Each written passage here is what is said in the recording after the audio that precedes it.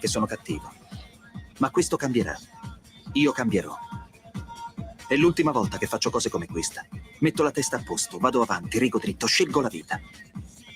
Già adesso non vedo l'ora. Diventerò esattamente come voi.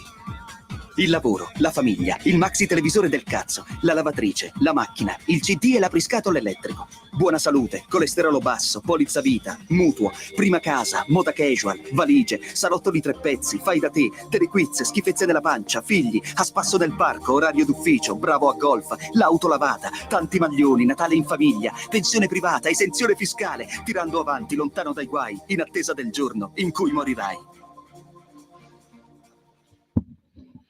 Che giorno è Radio Libertà? E poi verrà anche Oltre la pagina, insieme a Francesco il Grande, assiso sulla tolla di comando in regia tecnica, entrambi sospesi, ve lo dico subito. Intanto in simultanea quando sono scoccate le 12.39, mentre Francesco ed io siamo sospesi a 137,6 metri sopra il livello del mare.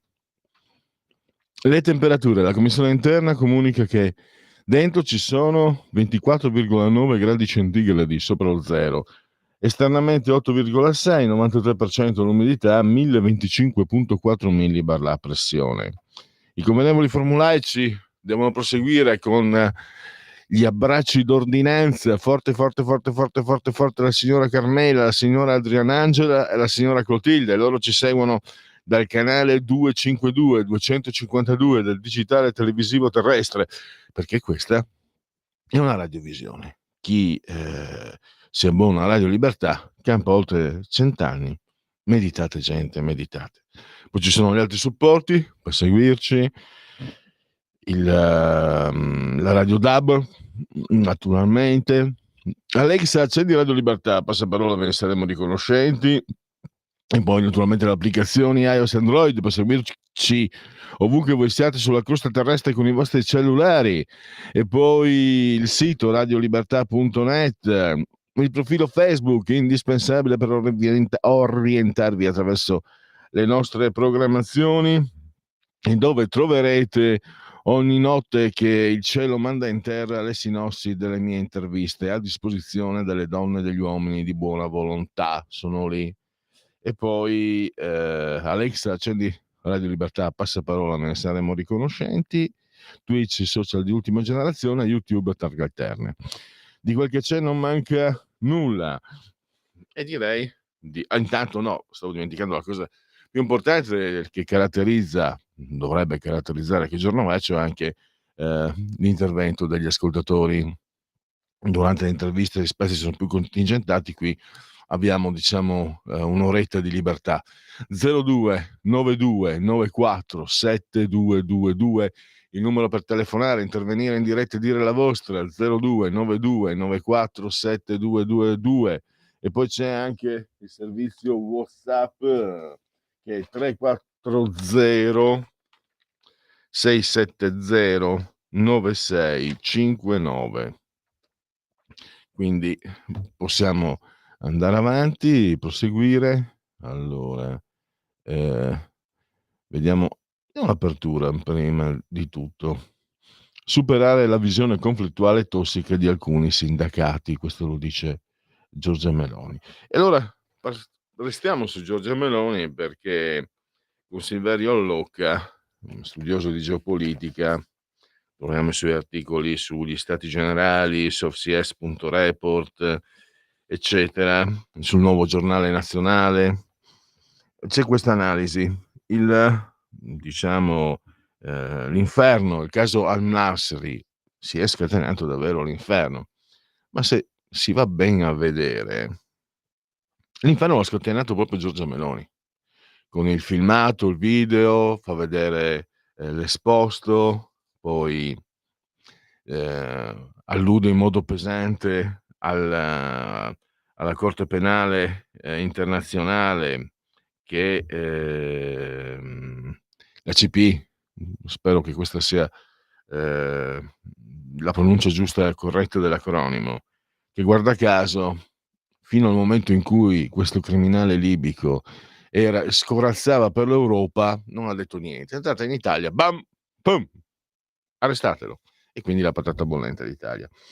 Secondo un'analisi secondo me molto interessante di Allocca, in realtà si vuole andare a parare altrove. Intanto, dopo questo intervento gamba tesa della CPI, guarda caso, l'Italia non fa parte dei 79 paesi che hanno firmato per la CPI. Tra coloro che non hanno firmato, chi c'è? Gli Stati Uniti. Erbuzzone, c'è Trump, come dicono quelli bravi. Quindi significa che in una maniera, come dire, circolare, trasversale, Giorgia Meloni ha trovato il contesto ideale per schierarsi assolutamente a fianco di Trump, degli Stati Uniti, senza che qualcuno possa obiettare, perché il PD ha detto, va bene, l'opposizione fa il suo lavoro, ha detto, l'Italia è isolata, cioè più isolata di trovarsi a che fare con le beghe, con questo generale, che fino a fino a poco prima di attraversare il confine, nessuno si può dire si fosse accorto di lui, era un codice blu, un blue voice mi sembra, nel linguaggio della Interpol. Cioè l'unico obbligo era quello di individuarne l'identità e seguirne gli spostamenti. Poi improvvisamente diventa, non mi ricordo il colore operativo. Comunque, questa è un'ipotesi e ne parleremo con Silverio Allocca. Invece, alle 13.35, oltre la pagina, invece, nella seconda parte, entriamo in un tema delicato, sensibile, vuole essere, senza presunzione, però porteremo Marta Scocchia, che è neuropsicologa della fondazione LIR, che è la fondazione che si occupa della malattia di Huntington. E quindi portiamo un addetto ai lavori, come amo dire io, che sarà utile. Magari vedremo anche se apriremo le telefonate, insomma, se qualcuno vuole chiedere consiglio. Questa malattia di Huntington è una malattia neurogenerativa che si manifesta intorno ai 40-50 anni e che compromette seriamente l'autonomia della persona colpita. Non vorremmo mai parlare, io, voi siete più coraggiosi di me, io davanti alla malattia mi arrendo sempre, non vorrei mai parlarne, vorrei rimuovere la malattia. Però è un fatto che esistono. Esiste la malattia di Huntington, così come tante altre, dal Parkinson, eccetera. Sono malattie che hanno diverso tipo di definizione, neurovegetative, insomma, invalidanti, fortemente invalidanti, che mettono in difficoltà naturalmente la persona colpita, ma anche chi gli sta attorno e che lo ama, che gli vuole bene, che lo accudisce. Ed è quello di cui ci occuperemo, perché poi giovedì 13 febbraio ci sarà un convegno alle 17 nella sede della Fondazione Prada qui a Milano, Largo Isarco, al numero 2. È un ciclo di incontri, 8 incontri fino al 31 marzo di quest'anno, sempre nella sede Cinema Godard Fondazione Prada. Ci sarà anche una mostra fino al 7 aprile di quest'anno. Partecipano a questo convegno diversi esponenti, diversi scienziati, medici, per parlare di vari aspetti, la ricerca, l'aiuto di tipo psicologico, la prevenzione naturalmente, la sofferenza. Guardate, chi vi parla è un vile da questo punto di vista. Io sono come tutti, certe volte sono vigliacco, certe volte sono coraggioso. Davanti alla malattia sono un vigliacco, sono un vile. E quindi faccio anche un po' fatica a parlarne, ma penso che sia assolutamente un servizio da fare a tutti, perché più se ne sa meglio è. Anche perché poi questo mi offre l'occasione di dirvi ehm, di stare in guardia, di stare attenti. Quando ci sono costoro, ormai saran 15 anni, 10 anni che li sentiamo blaterare: ma adesso l'aspettativa di vita ormai è superiore agli 80 anni, quindi è normale che si lavori almeno fino a 70 anni. Chi vi parla così, state attenti, perché o è un cretino matricolato o è un venduto matricolato. Perché è vero, È vero, partono i furbi partono sempre dalle cose vere. È vero che le aspettative di vita sono aumentate di molti anni. Alla mia età di adesso, quando ero ragazzo, ero già un vecchio pronto per la bara, e invece adesso nella media puoi aspettarti addirittura 15-20 anni di vita, roba da matti. Il problema è un altro però, lo confermano, lo comunicano i dati dell'OMS. Non è la prima volta che ve lo dico questo. Parlare di OMS in questo momento da queste parti non è, ma qui non è tanto per la quale, ma qui si parla di dati scientifici. Dopo i 62 anni iniziano le malattie croniche invalidanti. Quindi noi viviamo, sì, tanti anni di più, ma perché sono migliorate le cure. Viviamo di più, ma da malati, rassegniamoci. Tanti di voi saranno sani, pimpanti, correranno, andranno in bicicletta, tromberanno, cene luculiane, vacanze, faranno di tutto, faranno la bella vita. Ma mediamente c'è un declino fisico delle persone, accompagnato appunto da malattie che possono essere croniche o invalidanti. Quindi quando vi dicono bisogna andare in pensione a 70 anni, vuol dire che vogliono farci lavorare da malati, questi qua, che di solito sono quelli che poi loro non ci vanno in pensione, ci mandano no, loro non hanno bisogno di andare in pensione perché non fanno un cavolo dalla mattina alla sera. E quindi era questo il pensiero che mi è venuto proprio preparando questa intervista sulla malattia di Huntington, mi è venuto in mente appunto anche questo. E quindi il falso, la fake, che siccome si vive fino a 82, 83 anni bisogna lavorare fino è un falso, è sbagliato nella forma e nella sostanza. Questo è il quadro, il prospetto di Oltre la pagina. Se volete intervenire potete farlo, i numeri sono sempre gli stessi. Vi comunico anche che nel corso di che giorno è? Genetriaci ricorrenze, commemorazioni, ci sarà anche naturalmente scusate, i rilevamenti demoscopici, sondaggetti e la musica per voi. La musica per voi questa in questo giorno prevede Jane Vincent, Bibbopalula. Poi abbiamo, devo metterlo il mandolino, credo fosse, no, il banjo. Ve lo ricordate quel tranquillo weekend di paura? C'è la sigla iniziale quando c'è la sfida del banjo, e ve lo faccio sentire, quel film celebre con Burt Reynolds, proprio perché oggi è il genetriaco di Burt Reynolds, che è scomparso 7 anni fa. E poi la bossa nova Más que nada di Sergio Mendes. Non so, poi farò scegliere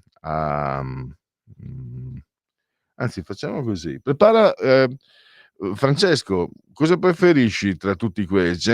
Bibbo Palula, conosci il film Tranquillo weekend di paura? L'hai mai visto? Tranquillo weekend di paura. Sì.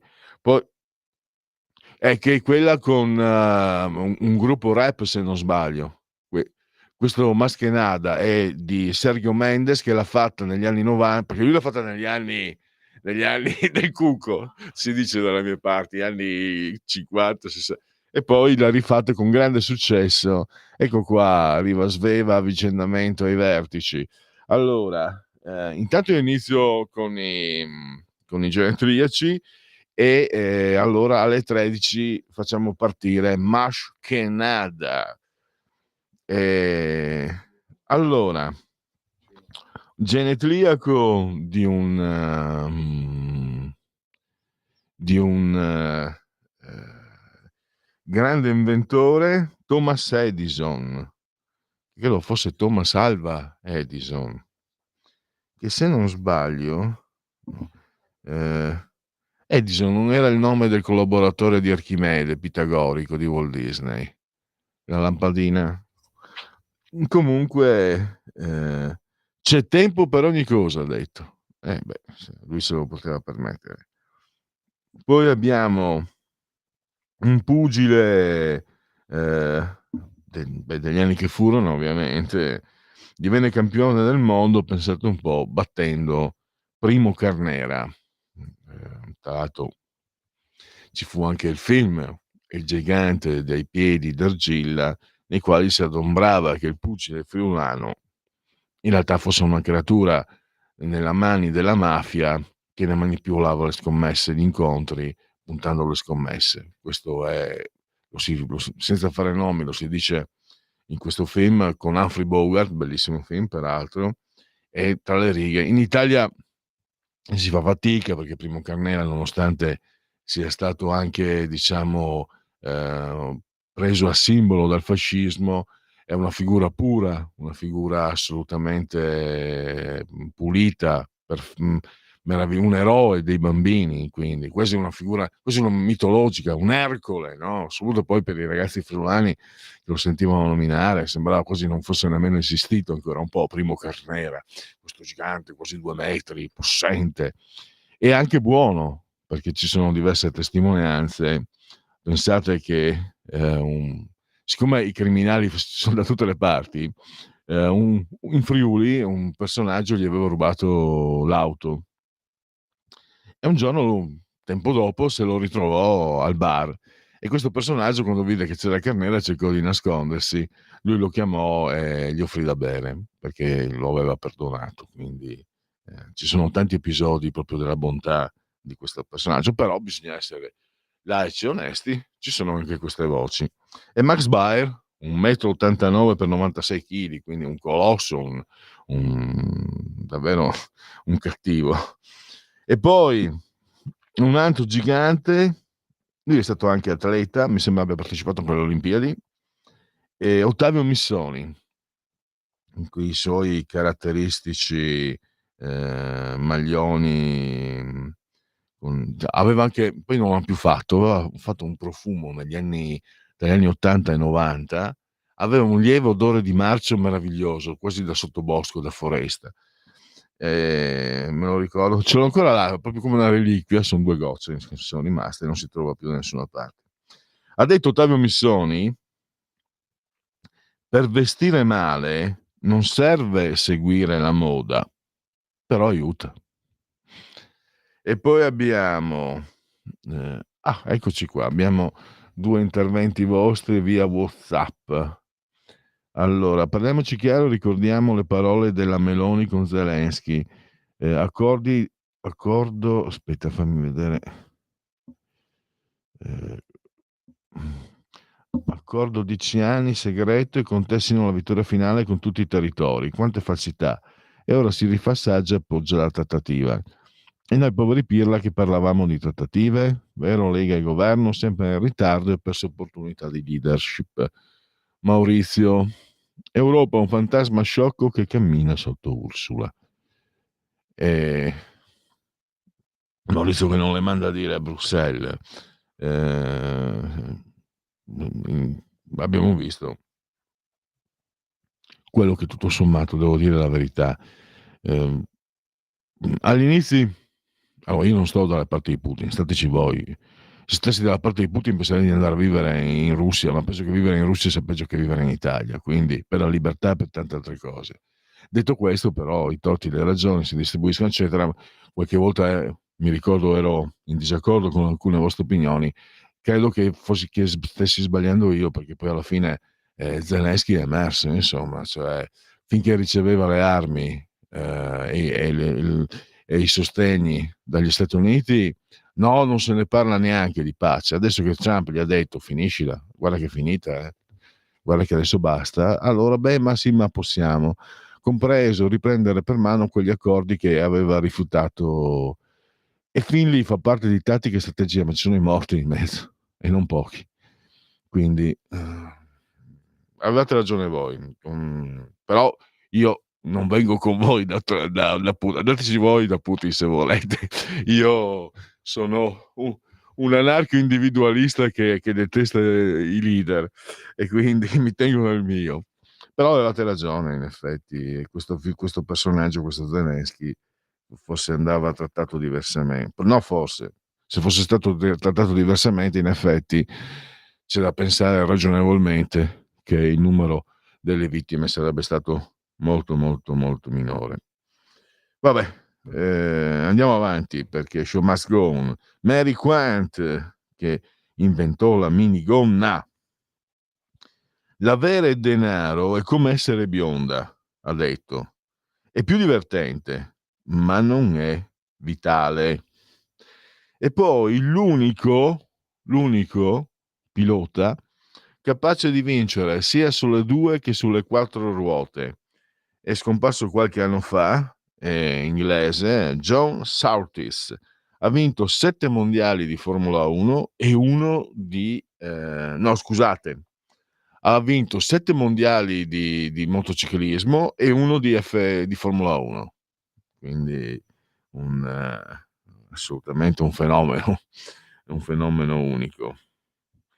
E poi stiamo andando verso, dunque, Jan Vincent, il Bibbopalula, che lui si chiamava Eugene Craddock, cantante musicista americano molto famoso negli anni 50. E poi un'altra attrice cantante, Tina Blaker, in arte Tina Louise. E poi abbiamo, come già ricordato, Burt Reynolds, che aveva anche sangue Cherokee. Infatti una serie di telefilm degli anni 60 li guardavo su Telecapodista degli anni 70, Occhio l'indiano, era un ispettore tosto, duro. E infatti dopo vi faremo sentire anche la sigla la sfida dei Banjo. E poi ha detto Burt Reynolds: sono stato ricco e infelice e sono stato povero e infelice. Ricco è meglio. Vabbè, gli buoni tutti, gli buoni tutti. E poi non so se costui, sapete la legge dei Pierluigi. Io mi chiamo Pierluigi Pellegrini, Pierluigi staccato però, ma cambia poco. E la mia legge è che tutti i Pierluigi, sia quelli famosi che quelli, diciamo, come me, comuni, sono tutti, insomma, persone che è meglio perderle che trovarle. Non me ne è piaciuto mai uno, mai. Li detesto tutti. Non so, Pierluigi Magnaschi, sotto che ha la rubrica fissa anche alla sera, sicuramente è un grandissimo giornalista, quello sì. Non so però dopo, perché quando ti chiami Pierluigi, per me che mi chiamo Pierluigi Pellegrin, è un brutto indizio. E fermiamoci qui che è meglio.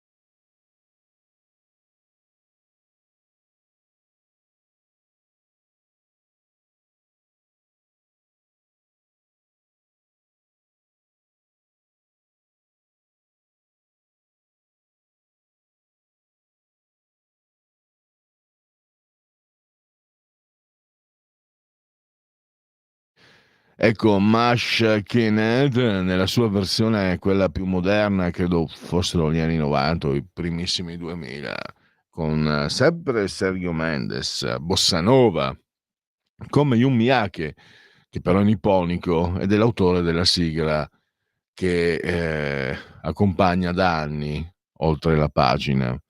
Qui invece Sergio Mendes ha scelto di rinfrescare questo suo brano storico, celeberrimo, conosciuto in tutto il mondo, e non solo in occasione del carnevale, da non ricordo più chi fossero, comunque un gruppo rap molto in voga in quegli anni. Si caratterizzava anche per per la presenza di una ballerina cantante bionda, bianca e bionda, molto vistosa, molto prosperosa, si diceva un tempo, ma non so se prosperosa appartenga al linguaggio patriarcale o si possa ancora dire, diciamo, molto formosa, e anche lì si è borderline.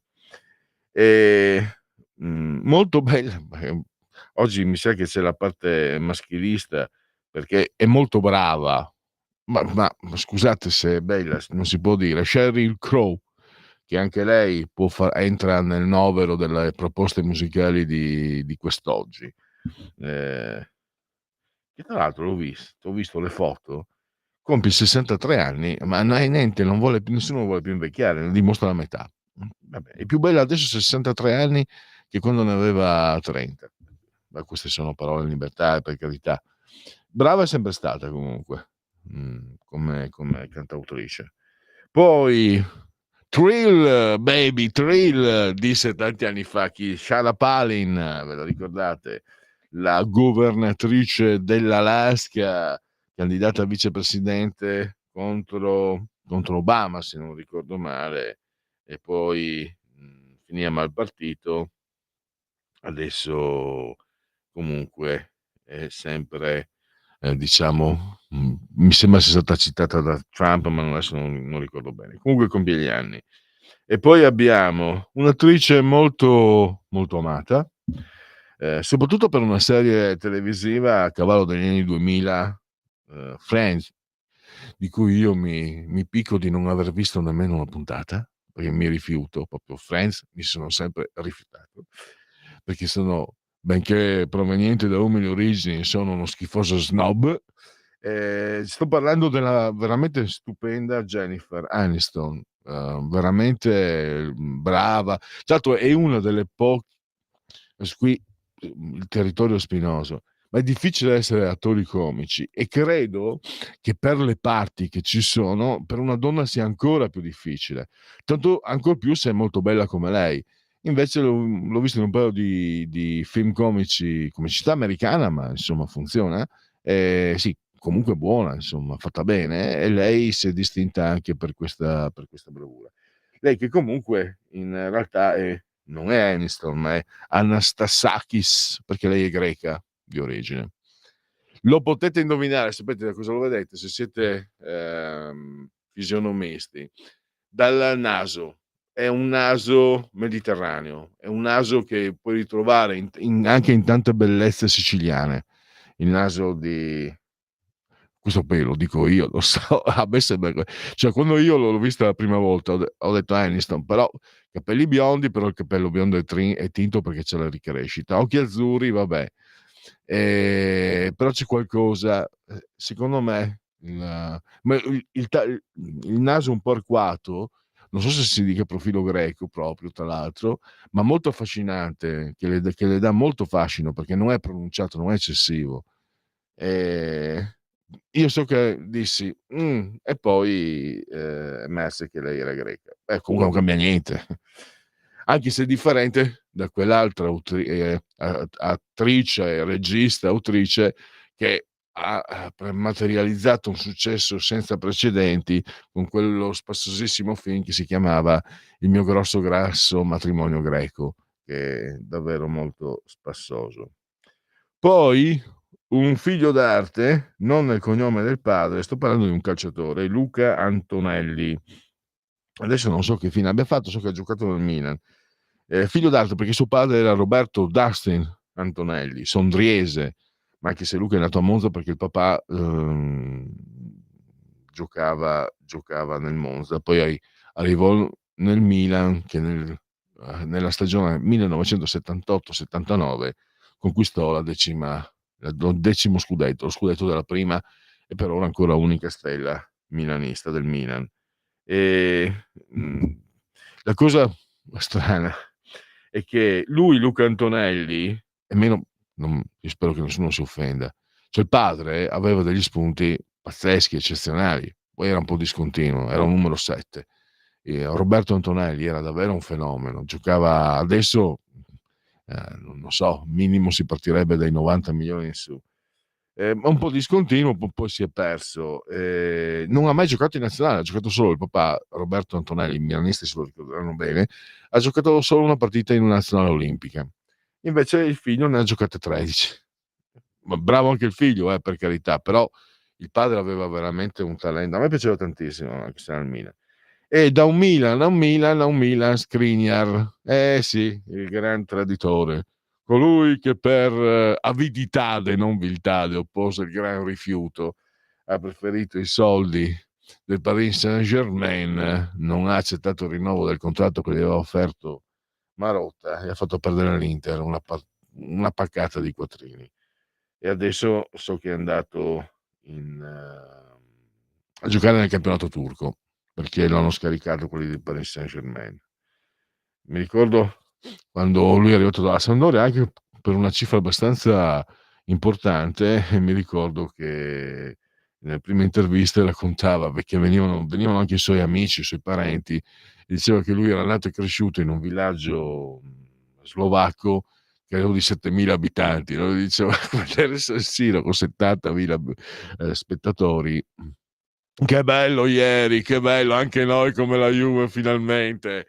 Anche noi siamo entrati nel club della Juve e del Real Madrid. Che bello, che bello, che bello farne parte. La sportività non abita più qui, visto che si parlava di calcio. Comunque mi ricordo anche che mi aveva colpito anche un po' un certo candore, una certa ingenuità, perché era un'intervista dunque, lui oggi compie 30 anni, sarà un'intervista di 7, c'era ancora Spalletti, quindi 7-8 anni fa, ragazzi di 22-23 anni. L'immediatezza con la quale descriveva questo stupore, comprensibilissimo. La prima volta io abitavo un capoluogo di provincia, per carità, 50.000 abitanti, e la prima volta che sono arrivato a San Siro, il mio amico, lui era milanista, ma eravamo fratelli e anche di più, cioè proprio legatissimi, nonostante il calcio, e mi disse stai calmo, trattieni il respiro. Per quella volta erano 80.000, credo fosse una Milan Juventus, o no, un derby nell'81, Milan-Inter, vinto dall'Inter credo con gol forse di Oriali. Comunque sia, credo ci fossero più di 80.000 spettatori. Tu vieni da una città di 50.000 abitanti e ti ritrovi in uno stadio con 80.000 persone, il contraccolpo è davvero insomma memorabile.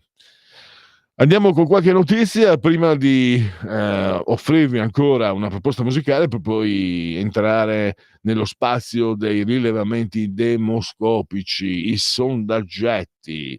Allora, assolto dagli abusi a una hostess, chiesto nuovo processo. È un ex sindacalista assolto 2 volte. Invece Corriere della Sera, un boato nella notte, poi le fiamme, distrutta a Reggio Emilia l'Inalca, colosso della carne, il caldo scioglie le tapparelle delle case vicine. E qui le immagini sono davvero devastanti, sono sul sito del Corriere.it.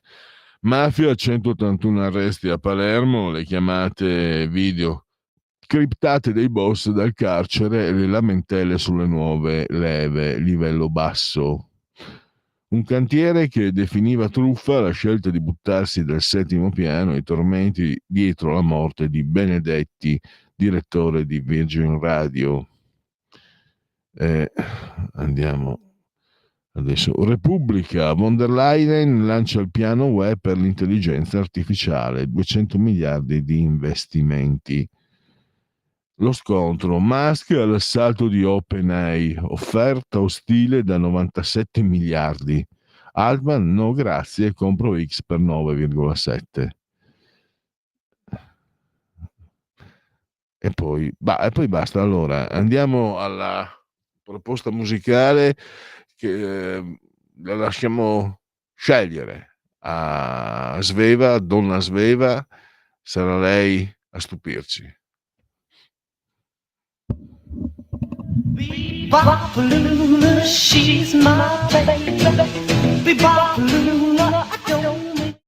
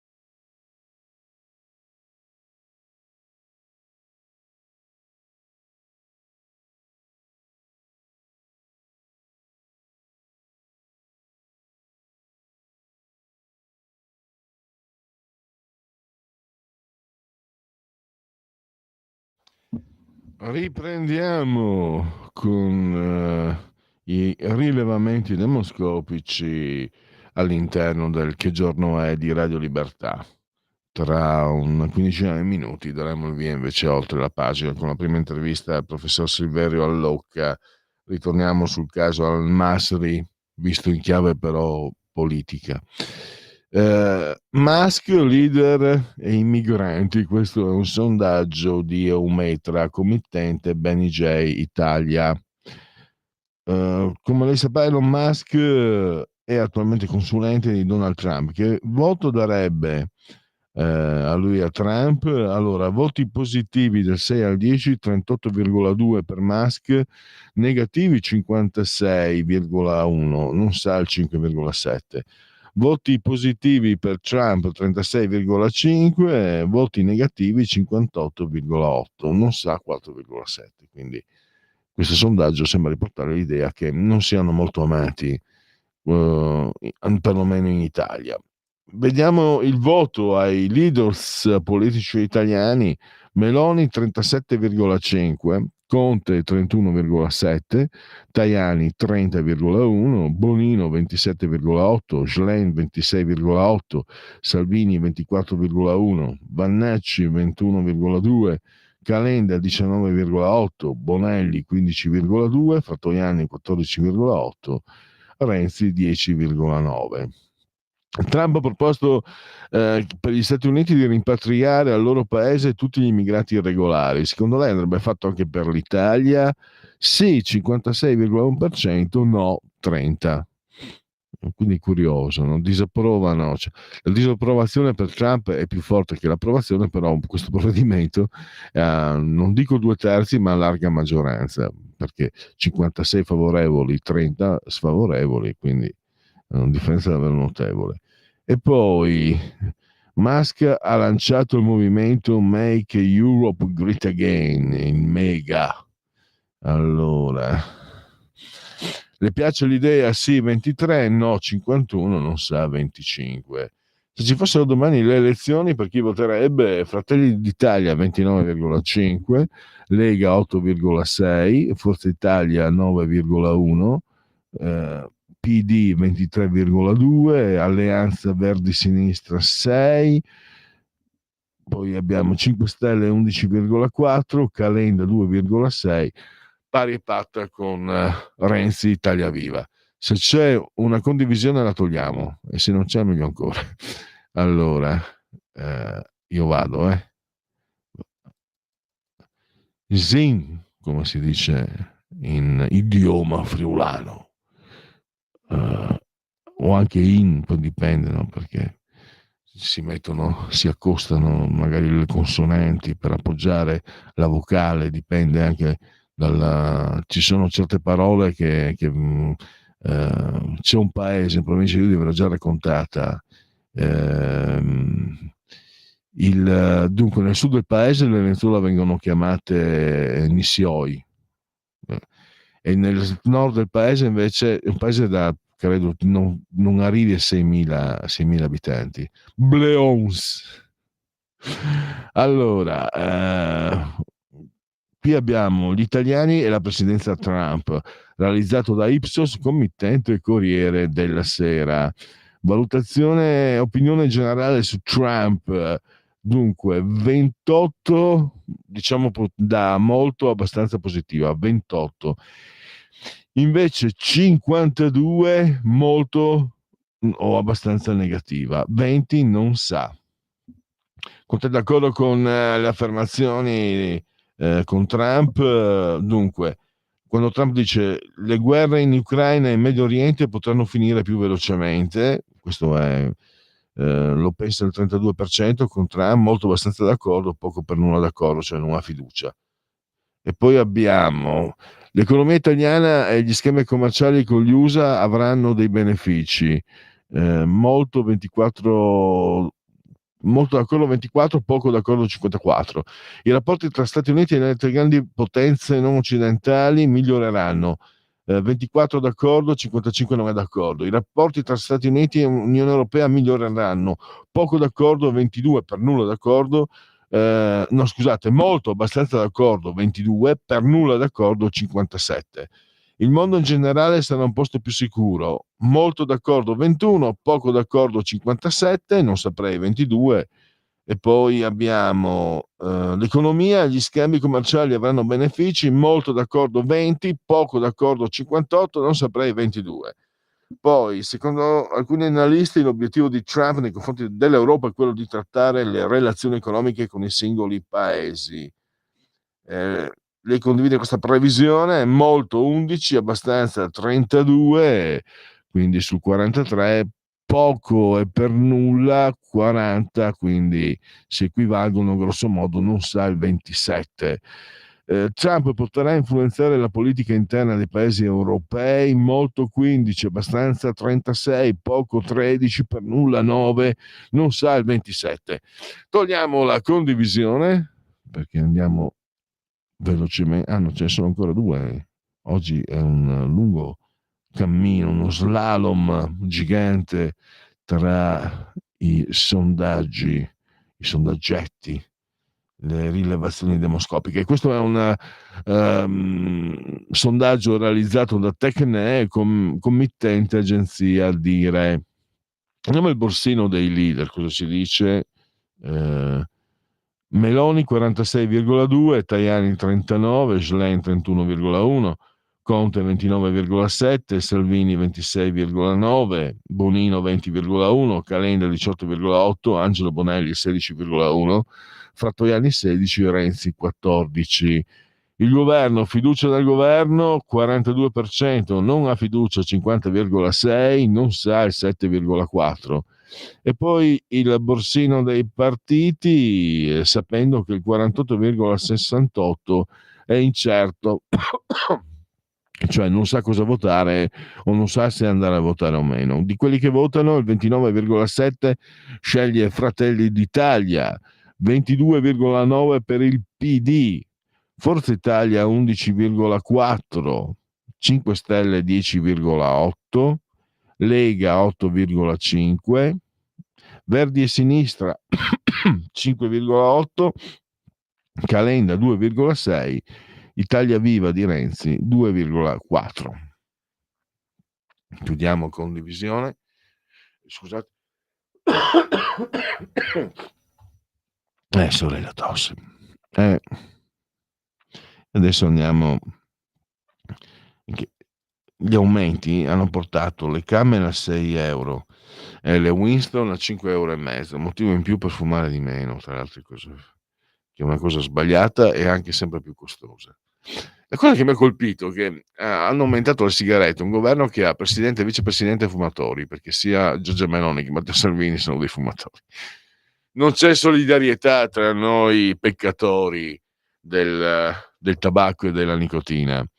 Allora, però ieri parlavo con un conoscente fumatore, anche lui, e diceva è fatale, è anche giusto che partano da noi, visto che no, una cosa è certa, è trasversale. La sinistra non vuol farti fumare, la destra non vuol farti fumare. E quindi avranno ragione o no? Se non avete cominciato a fumare, non serve. Ve lo dice un fumatore, non serve. Ma proprio non serve proprio. Analisi politica, chi ha realizzato questo sondaggio, il committente è Rem10 SRL. Abbiamo estensione territoriale. Allora, può dirci se è d'accordo o non è d'accordo con questa affermazione che abbiamo sentito da altri? Il sistema della giustizia ha bisogno di una profonda riforma per farlo funzionare meglio di ora. E qui abbiamo allora, mettiamo insieme molto e abbastanza. Nel 2013, pensate, 12 anni fa si è svolto anche un referendum perso.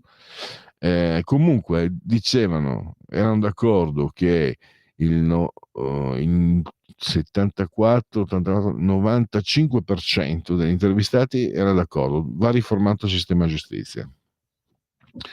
È sceso a 80 nel 2022 e adesso è a 84,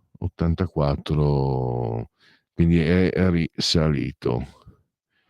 Non sono poco per nulla d'accordo il 5% nel 2013, il 13% nel 2022, il 14% nel 2025. Questo perché gli incerti, allora non c'erano incerti nel 2013, 7% nel 2022, il 2% nel 2025. Lei ha fiducia o non ha fiducia nella giustizia in Italia? Facciamo il dato molto abbastanza, 11 più 36, 7 più 32, 8 più 33, il che significa molto abbastanza fiducia, 47% nel 2013, 39% nel 2022, 41% nel 2025.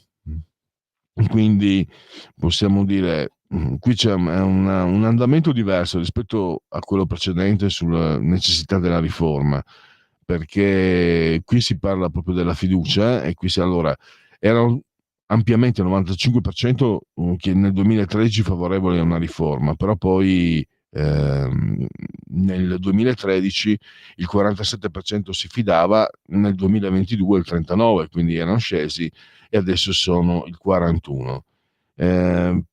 Fidarsi poco per nulla, il 52% si fidava poco per nulla nel 2013, il 23% poco e nulla il 55% nel 2022, e percentuale che è rimasta alta anche nel 2025.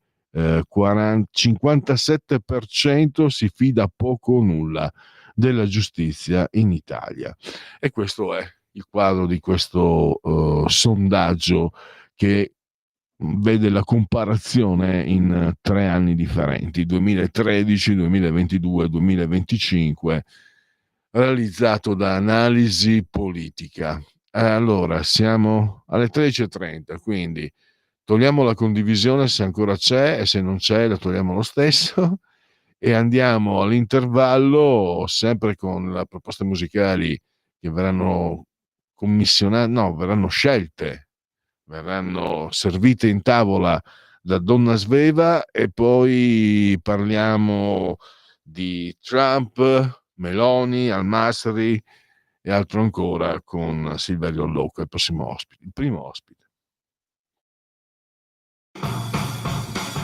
Avete ascoltato Che giorno è? Scegliete la vita. Scegliete un lavoro. Scegliete una carriera. Scegliete la famiglia. Scegliete un maxi televisore del cazzo. Scegliete lavatrici, macchine, lettori CD e apriscatole elettrici.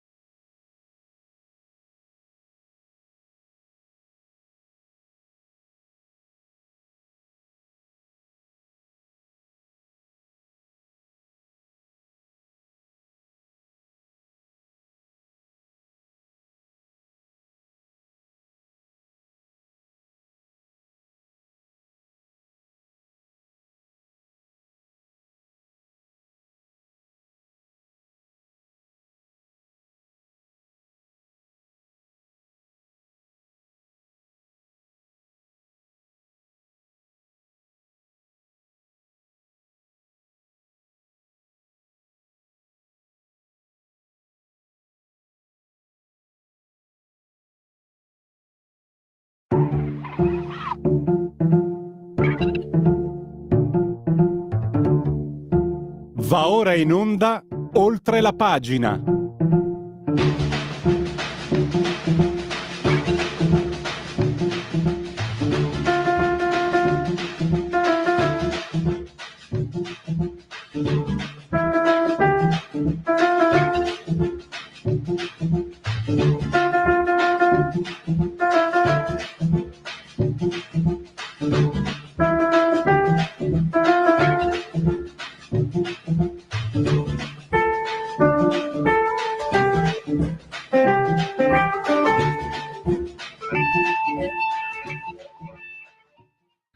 Eccoci sempre in diretta, sempre a Radio Libertà, oltre la pagina. Ci sono alcuni messaggi. Ecco, questo ascoltatore, qui le Winston 3 euro e mezzo. Ecco, beato te. Poi Stefano del Brembo, grazie ad una sveva per Gian Vincent. È la nostra nuova tecnica, Stefano. Allora, un saluto.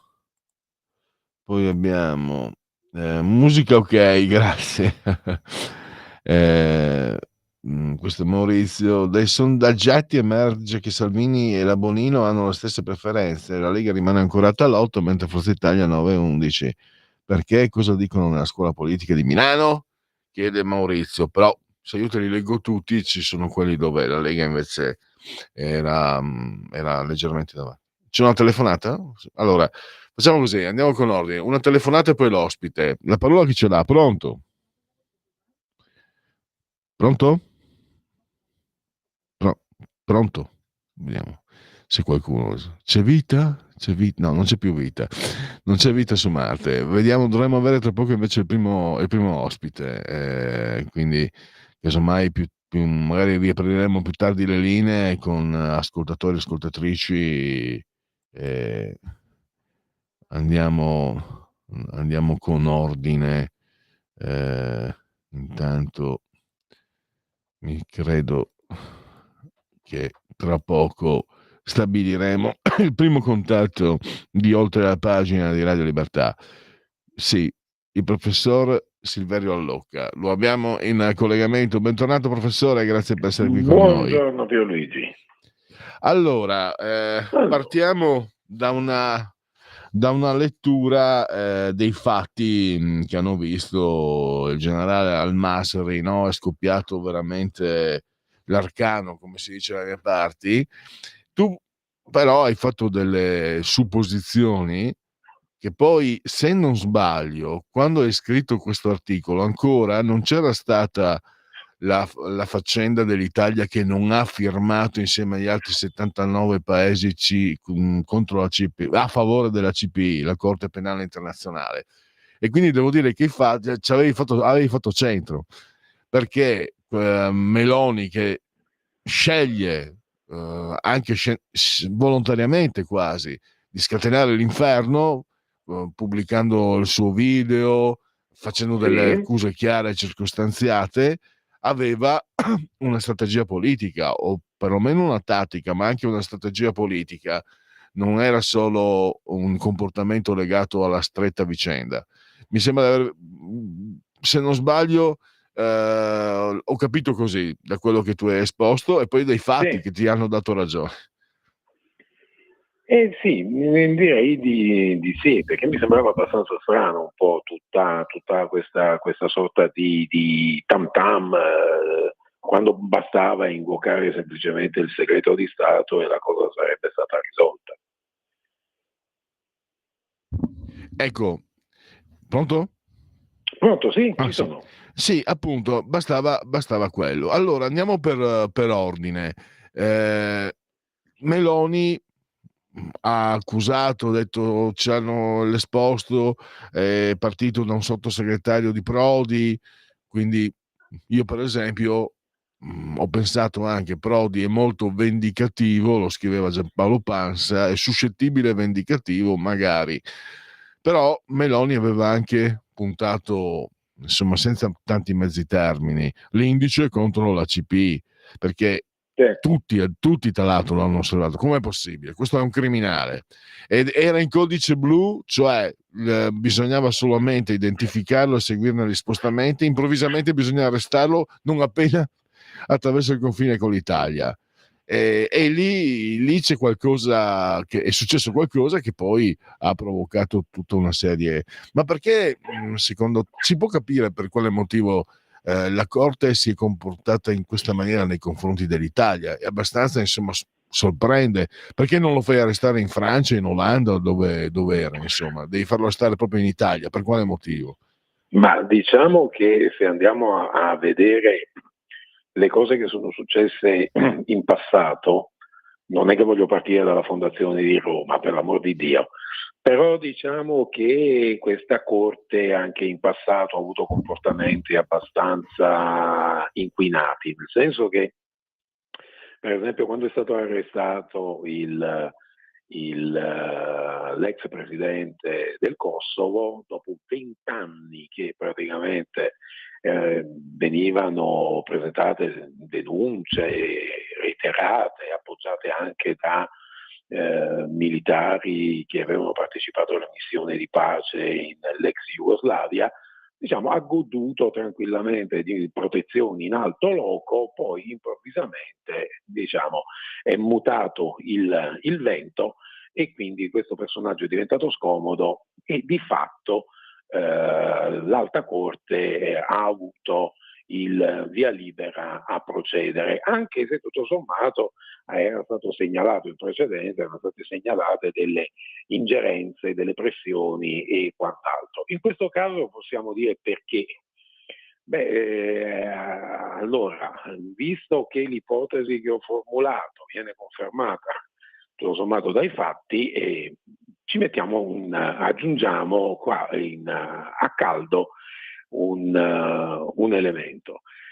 Quando c'è stato il problema della giornalista della Sala che era stata detenuta, in Iran, improvvisamente la Meloni si è recata a Mar-a-Lago a parlare con Trump, saltando tra pie pari il presidente Biden, che all'epoca era ancora ufficialmente il presidente degli Stati Uniti. Ha parlato, si è trattenuta 5 ore con gli esponenti del nuovo establishment statunitense, poi ha fatto rientro.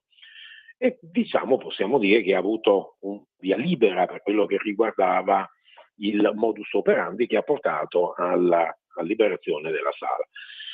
E evidentemente deve aver parlato anche di altro, perché sinceramente un Trump che le dà l'ok non è pensabile, tenendo presente il tipo di posizione che ha sempre piuttosto intransigente, che ha sempre assunto, pur con tutte le sue come dire, estemporaneità. E diciamo che tutto questo afflato fra i due, testimoniato anche da fotografie diffuse ampiamente dalla stampa, hanno avuto come corollario anche l'apprezzamento senza mezzi termini del presidente Trump, che ha appunto detto che vedeva nella premier italiana la persona che avrebbe potuto fare da tramite fra l'Unione Europea e gli Stati Uniti.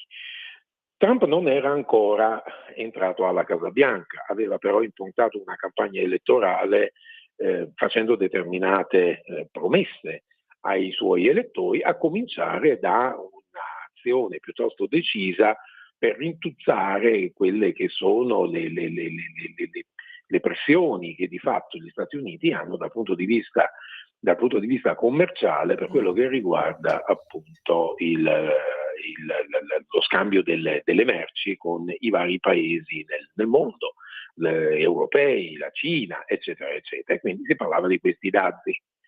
Ora, evidentemente, che cosa poteva intendere un Trump parlando, magnificando, glorificando la Meloni? Semplicemente mettere, come dire, una bandierina in Europa e in particolare prendere con l'Italia come punto di riferimento, visto che ormai l'Inghilterra non c'è e non è che si trova in una situazione stabile di governo, poter utilizzare la fama, la gloria della Meloni per farne parliamoci chiaro, la sua marionetta in Europa, la sua portavoce in Europa, in modo tale da poi poter in qualche modo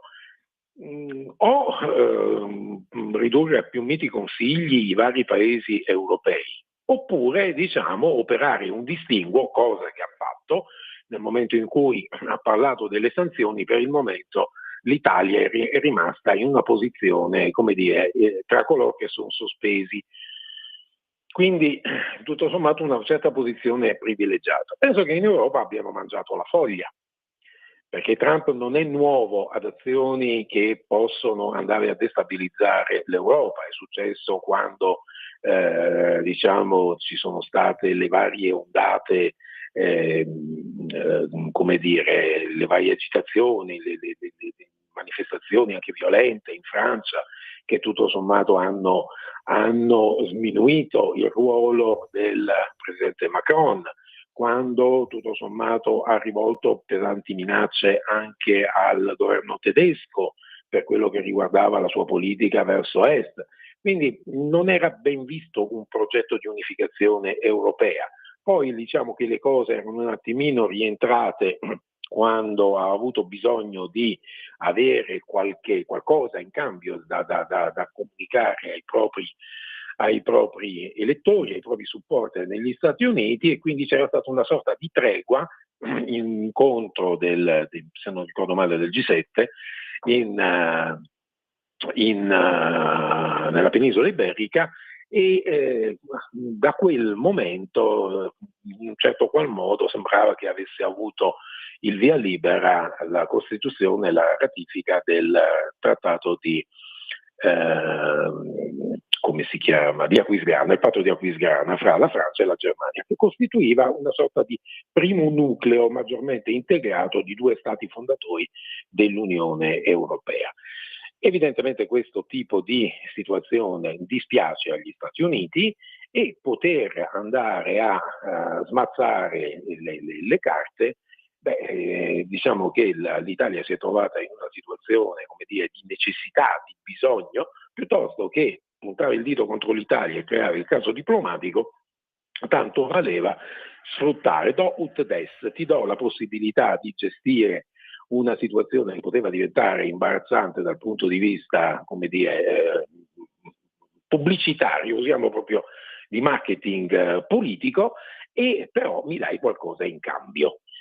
E evidentemente in Europa a qualcuno la cosa non è piaciuta, e quindi andiamo a creare un'altra situazione di difficoltà. Quindi effettivamente questo personaggio, questo Al-Masri, ha girato, è stato seguito per i vari paesi europei. Guarda caso l'ordine di arresto con annesso mandato di estradizione viene firmato 1 o 2 giorni prima che il personaggio è stato arrestato, prima del 18, quando era arrivato in Italia. Diciamo che a questo punto, tutto sommato, cosa è successo? È successo che evidentemente noi abbiamo, come Italia, agito secondo quella che è la consuetudine, però diciamo che forse astutamente o la Meloni o chi per lei ha colto la palla al balzo per fare che cosa? E per evitare di prendere la decisione che di fatto formale che Trump desiderava, cioè un'Italia che si schiera con gli Stati Uniti. Perché? Perché la proposta di fatto, che per quanto non formalizzata su un pezzo di carta controfirmato, che emerge, deve essere nata da questi dialoghi, da questi colloqui tra la Meloni e Trump, praticamente la Meloni si trovava nella condizione di dover decidere o con gli Stati Uniti o con l'Europa. La possibilità di tenere un piede in due scarpe non c'era. A questo punto non poteva esimersi dal prendere una decisione, ma dovendo valutare che l'Italia è in Europa. Siamo indebitati a go-go, la situazione finanziaria non è delle migliori, al di là di tutti i giochini soliti statistici che raccontano cose un tantino diverse. La statistica è meravigliosa da questo punto di vista, sapendola utilizzare, e quindi non ci si può schierare contro l'Europa apparentandosi agli Stati Uniti. Al tempo stesso, evidentemente, si rende conto che in Italia un governo che dispiace agli Stati Uniti per la posizione strategica che il paese ha, per gli interessi militari, per gli interessi politici che ci sono, un governo che si oppone agli Stati Uniti ha vita tutto sommato breve. E quindi a questo punto ha colto la palla al balzo. Invece di tacitare il tutto, anche dopo che c'è stata la denuncia, invece di invocare il segreto di Stato, ha dato fiato alle trombe, in modo tale che la stampa estera parla, a cominciare dal Financial Times, ha parlato di questo problema del governo il cui premier è praticamente in qualche modo indagato, o comunque diciamo è stata avviata una certa procedura per andare a indagarne il comportamento, e con lei anche i ministri del suo gabinetto coinvolti. E in Italia la solita polemica destra-sinistra, con i giornali che scrivono, fanno un po' il pigliaporta dei vari commenti di Tizio e di Caio, e di fatto si parla di altro. E ovviamente dal punto di vista dell'immagine complessiva si è quasi adombrata la possibilità che ci potesse essere una crisi di governo, quindi una maggiore instabilità della situazione politica, che giustifica fare che cosa? Aspettare, prendere tempo per vedere che cosa succede. E giustamente, se le cose sono andate così, e sembra che siano andate così, di fatto è una genialata. Perché? Perché non si può pretendere che un governo che si trova, come dire, in mezzo alla tempesta prenda una decisione definitiva. Deve evidentemente definire meglio la propria posizione, definire meglio le proprie potenzialità operative per il prosieguo, e quindi è giustificato attendere. Attendere che cosa? Quelle che sono delle prove, dei tentativi che sta facendo Trump per vedere, al di là di tutte le chiacchiere, se effettivamente la sua politica può avere dei margini. Perché al momento, al di là di tutte le chiacchiere, ha parlato di dazi al Canada, ha parlato di dazi con il Messico, però tutto sommato ci sono delle sospensive. Perché? Perché applicare i dazi non è così semplice come lui ha fatto credere facendo marketing politico durante i suoi comizi, perché ai dazi esistono i controdazi.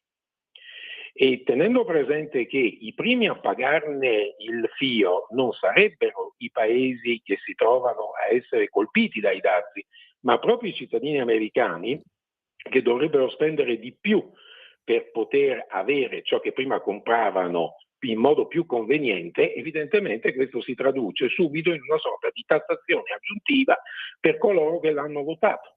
Quindi fondamentalmente nel giro di poco o niente trovarsi in una condizione di novella impopolarità, perché il grosso errore strategico di Trump qual è? Sto scrivendo un pezzo proprio analitico su questo.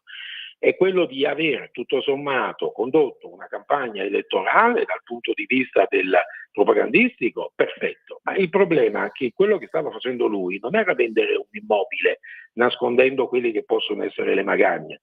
E una volta che ha firmato il contratto e c'è stato lo scambio degli assegni e depositate le firme dal notaio, poi se ne parla. Il problema è che una volta che è finito il marketing, una volta che hai concluso la vendita, inizia il post vendita, e quindi devi rendere conto delle conseguenze di quelle cose che tu, di quelle cose che tu hai promesso, stai attuando o cerchi di attuare, scontrandoti con quella che poi è una realtà. Quindi diciamo, ha fatto una campagna da imprenditore, ma deve gestire il post ingresso alla Casa Bianca non da imprenditore che ha concluso un accordo, ma da stratega, da statista. Silverio, scusa, ti interrompo. Volevo Dimmi. capire questo, no? Non ho messo ben a fuoco quello che è, diciamo, l'atteggiamento di Meloni nei confronti di Trump, perché non ho capito se Meloni rischia di scherzare col fuoco. Ci sono comunque 44.000 imprese che potrebbero essere colpite dai dazi, se Meloni rischia di trovarsi isolata in Europa.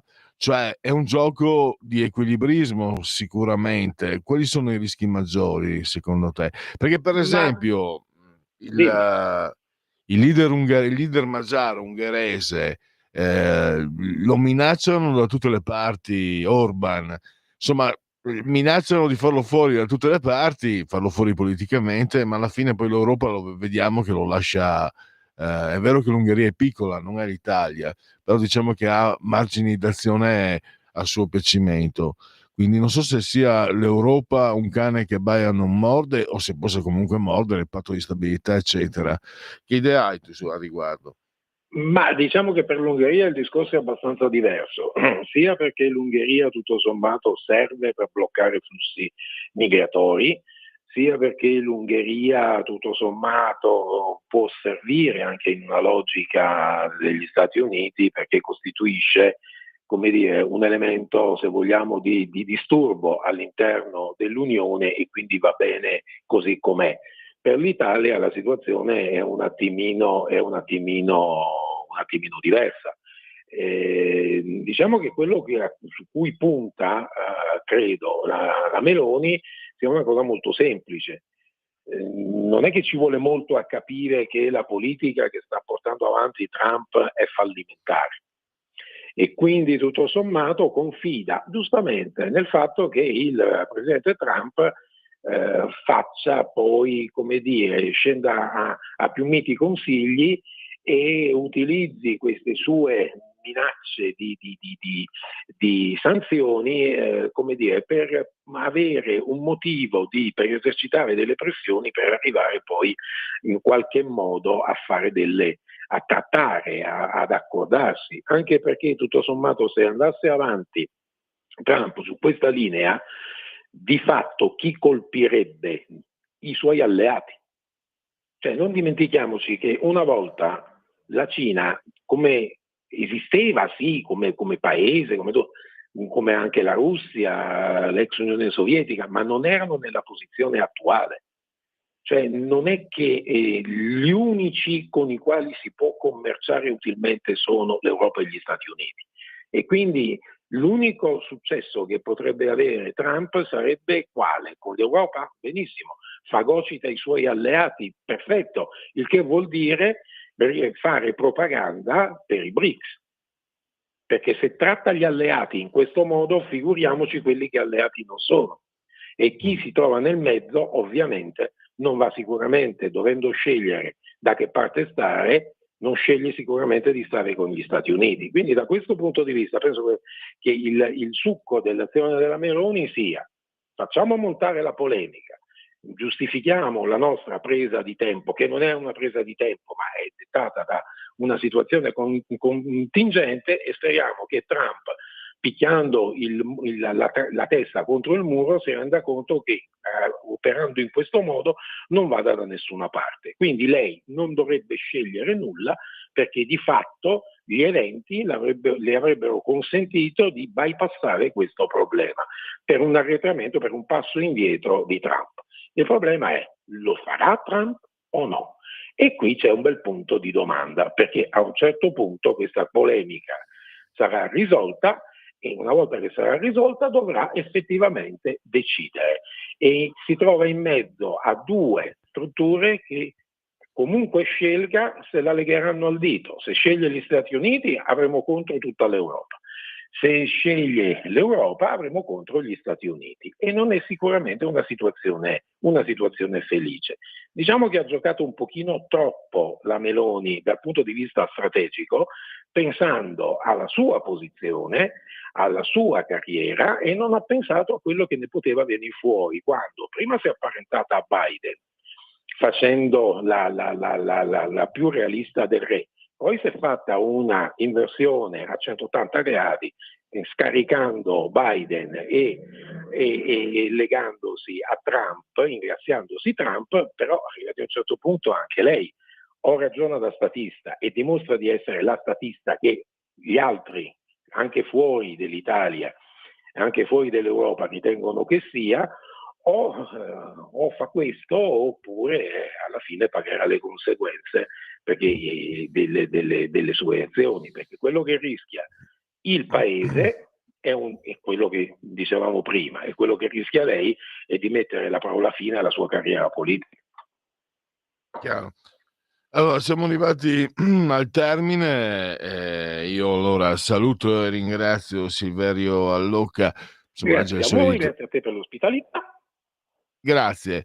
E ricordavo che possiamo leggere i tuoi editoriali sugli Stati Generali, sul Nuovo Giornale Nazionale e su FCS.report online. Grazie ancora e a risentirci a presto. A risentirci e buona giornata a tutti. Ciao.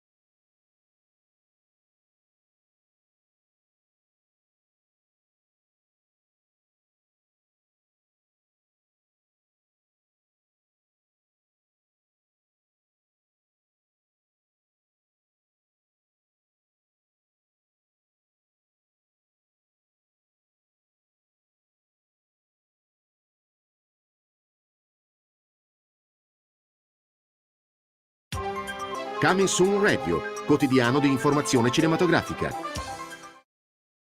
È il loro primo appuntamento. Ti ha fatto strano l'invito a casa? No. E sono molti i pensieri che affollano la mente. Al primo anno di liceo ero già fidanzatissimo. Un romantico. O un pavido conservatore. Dal regista di Perfetti Sconosciuti. Io invece ero un infomane. Controllati, era ironica. Con la mente, un film di Paolo Genovese, dal 20 febbraio al cinema. Sta arrivando! A febbraio! Paddington, c'è una lettera per te dal Perù. Zia Lucy è scomparsa. Devo trovarla. Ma l'Amazzonia è piuttosto enorme. Dobbiamo provare. Zampe in spalla! Si parte per un'avventura da veri orsi! Sarà divertente. Vedrete da dove vengo. Con la voce di Francesco Mandelli. Paddington in Perù, dal 20 febbraio al cinema. Iniziamo a scavare. The Brutalist è l'evento cinematografico dell'anno. Perché un affermato architetto si ritrova a spalare carbone a Filadelfia? Candidato a 10 premi Oscar, tra cui miglior film e miglior attore protagonista. Il destino ci ha uniti. Con Adrian Brody, Felicity Jones e Guy Pearce.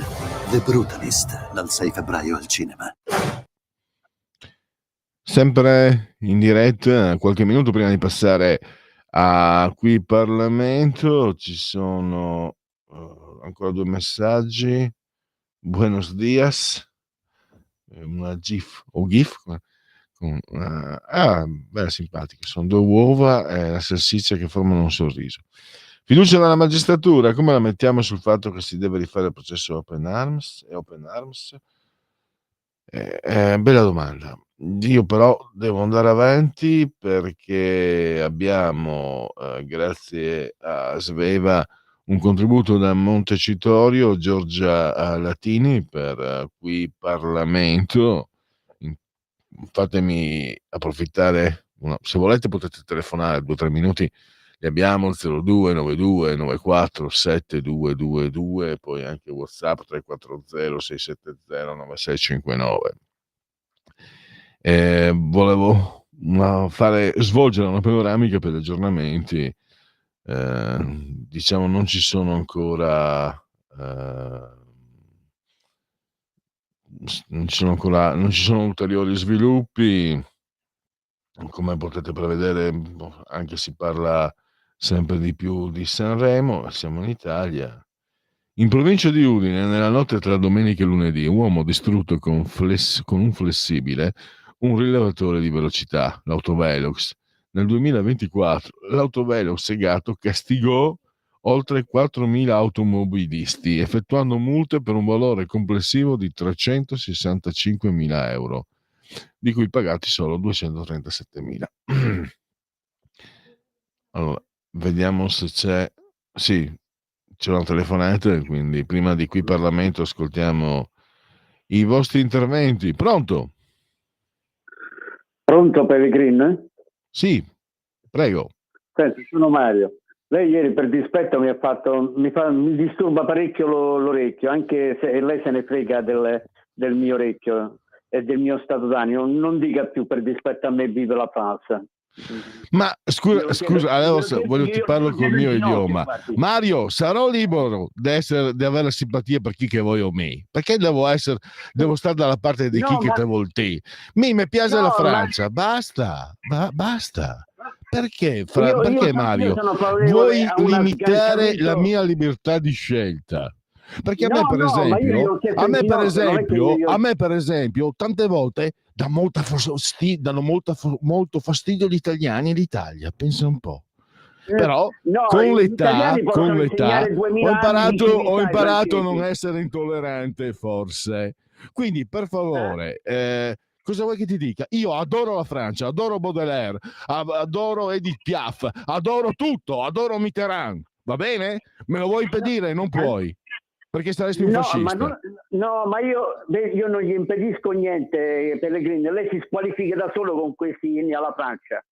Quindi non è che... Va bene, abbiamo capito. Lei non ama la Francia, io sì. Cosa facciamo? Braccio di ferro? Giochiamo a testa e croce? Io ho l'idea che invece di gettare l'atomica su quel popolo civile che è stato il Giappone, io l'atomica l'avrei sganciata su Parigi. Io l'avrei lanciato su quelli che odiano la Francia. Come la mettiamo? Chi ha ragione e chi ha torto? Io avrei lanciato l'atomica a quelli che odiano la Francia. Come la mettiamo? Sono sporchi, non hanno neanche il bidet, sono sporchi fuori e dentro. Gli italiani hanno la mafia, Mario. Gli italiani hanno la mafia, la camorra, l''ndrangheta e la Sacra Corona Unita. Mario, ma si sta se abbiamo scaldando. 2000 Guardi, anni mi di creda, civiltà che la Francia si scorda. Mario, lei si sta scaldando troppo per nulla. Vive la France. No, Au revoir. no, Au no. revoir, merci Mario. Au revoir. E lei si è rovinato da solo, Pellegrini, si è qualificato da solo. No, viva l'Italia e 2000 anni di civiltà di storia piuttosto che i barbari galli. Cesare ne ammazzò solo 1,5 milioni, per me ne doveva ammazzare il doppio. Ciao. Lei è violento e sanguinario. Comunque la mafia e la camorra ne hanno ammazzati anche di più. Perché devo scaldarmi per queste minuzie? Ma Mario, dei francesi, a parte che francamente, secondo me, è brutto quando senti una persona parlare di un popolo come a un certo punto si sono messi a parlare nazisti e fascisti degli ebrei. Io ucciderei 1 milione di francesi. Non so se questo signore, Reatino credo sia, cioè, lui ucciderebbe i francesi, li sterminerebbe con la bomba atomica. Questi sono ragionamenti nazisti, sono ragionamenti fascisti, sono ragionamenti... sinceramente, la mia Lega è sempre andata contro questi ragionamenti massimalisti. Siamo sempre stati antimassimalisti, quindi contro questi accessi ed eccessi di violenza e soprattutto di soppressione di altri popoli. Noi siamo sempre stati per la vita dei popoli, tutti, dai più piccoli agli altri. Quindi forse, non lo so,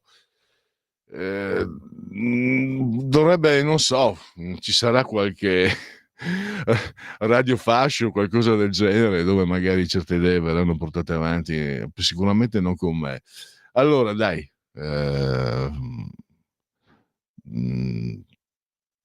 me ne può importare nemmeno, dai, andiamo avanti. Allora, vediamo se ci sono, comunque vive la France, toujours.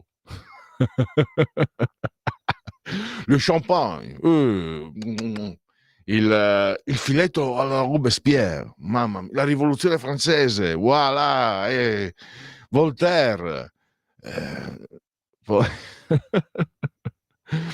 andiamo avanti. Probabilmente avrà distrutto la radio, Mario. Non rovinare, non fare danni, mi raccomando, cambia canale, casomai se proprio non sopporti l'idioma francese. Allora andiamo, non ci sono altri aggiornamenti, quindi dopo questa piccola scaramuccia possiamo invece andare alle cose serie, a cui Parlamento con Giorgia Latini.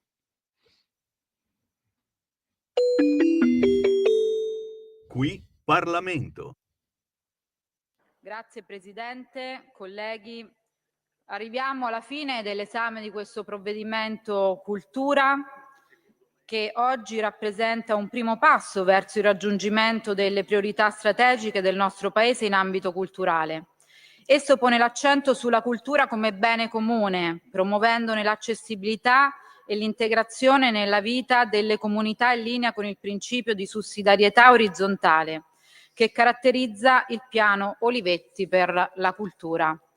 Non è un caso che questo provvedimento ha il nome di Adriano Olivetti, è stato più volte citato in quest'Aula, un uomo straordinario, un imprenditore visionario che ha saputo coniugare innovazione tecnologica e progresso culturale e che ha compreso l'importanza della cultura come motore di sviluppo sociale ed economico. A lui poi possiamo anche accostare la figura di Mattei, Enrico Mattei, marchigiano come me, è stato anche lui citato più volte, a cui si è ispirato questo governo, e a tal proposito il Ministro della Cultura, il Ministero della Cultura si doterà di una unità di missione per la cooperazione culturale con l'Africa e il Mediterraneo allargato, al fine di promuovere iniziative di grande rilievo per promuovere la cultura italiana, aiutando in maniera concreta i paesi confinanti con noi dall'altro lato del mare, in una zona geograficamente strategica. Quindi con questo decreto si mette al centro la rigenerazione culturale delle periferie, delle aree interne, delle zone svantaggiate, territori che spesso subiscono marginalità e spopolamento e che necessitano di un concreto rilancio culturale. La cultura è un elemento chiave per la coesione sociale e per il recupero di territori che altrimenti rischiano di rimanere ai margini dello sviluppo. È nella cultura che le persone trovano un senso di appartenenza, superano l'isolamento e costituiscono un tessuto sociale più coeso, solidale e capace di affrontare le sfide del presente e del futuro.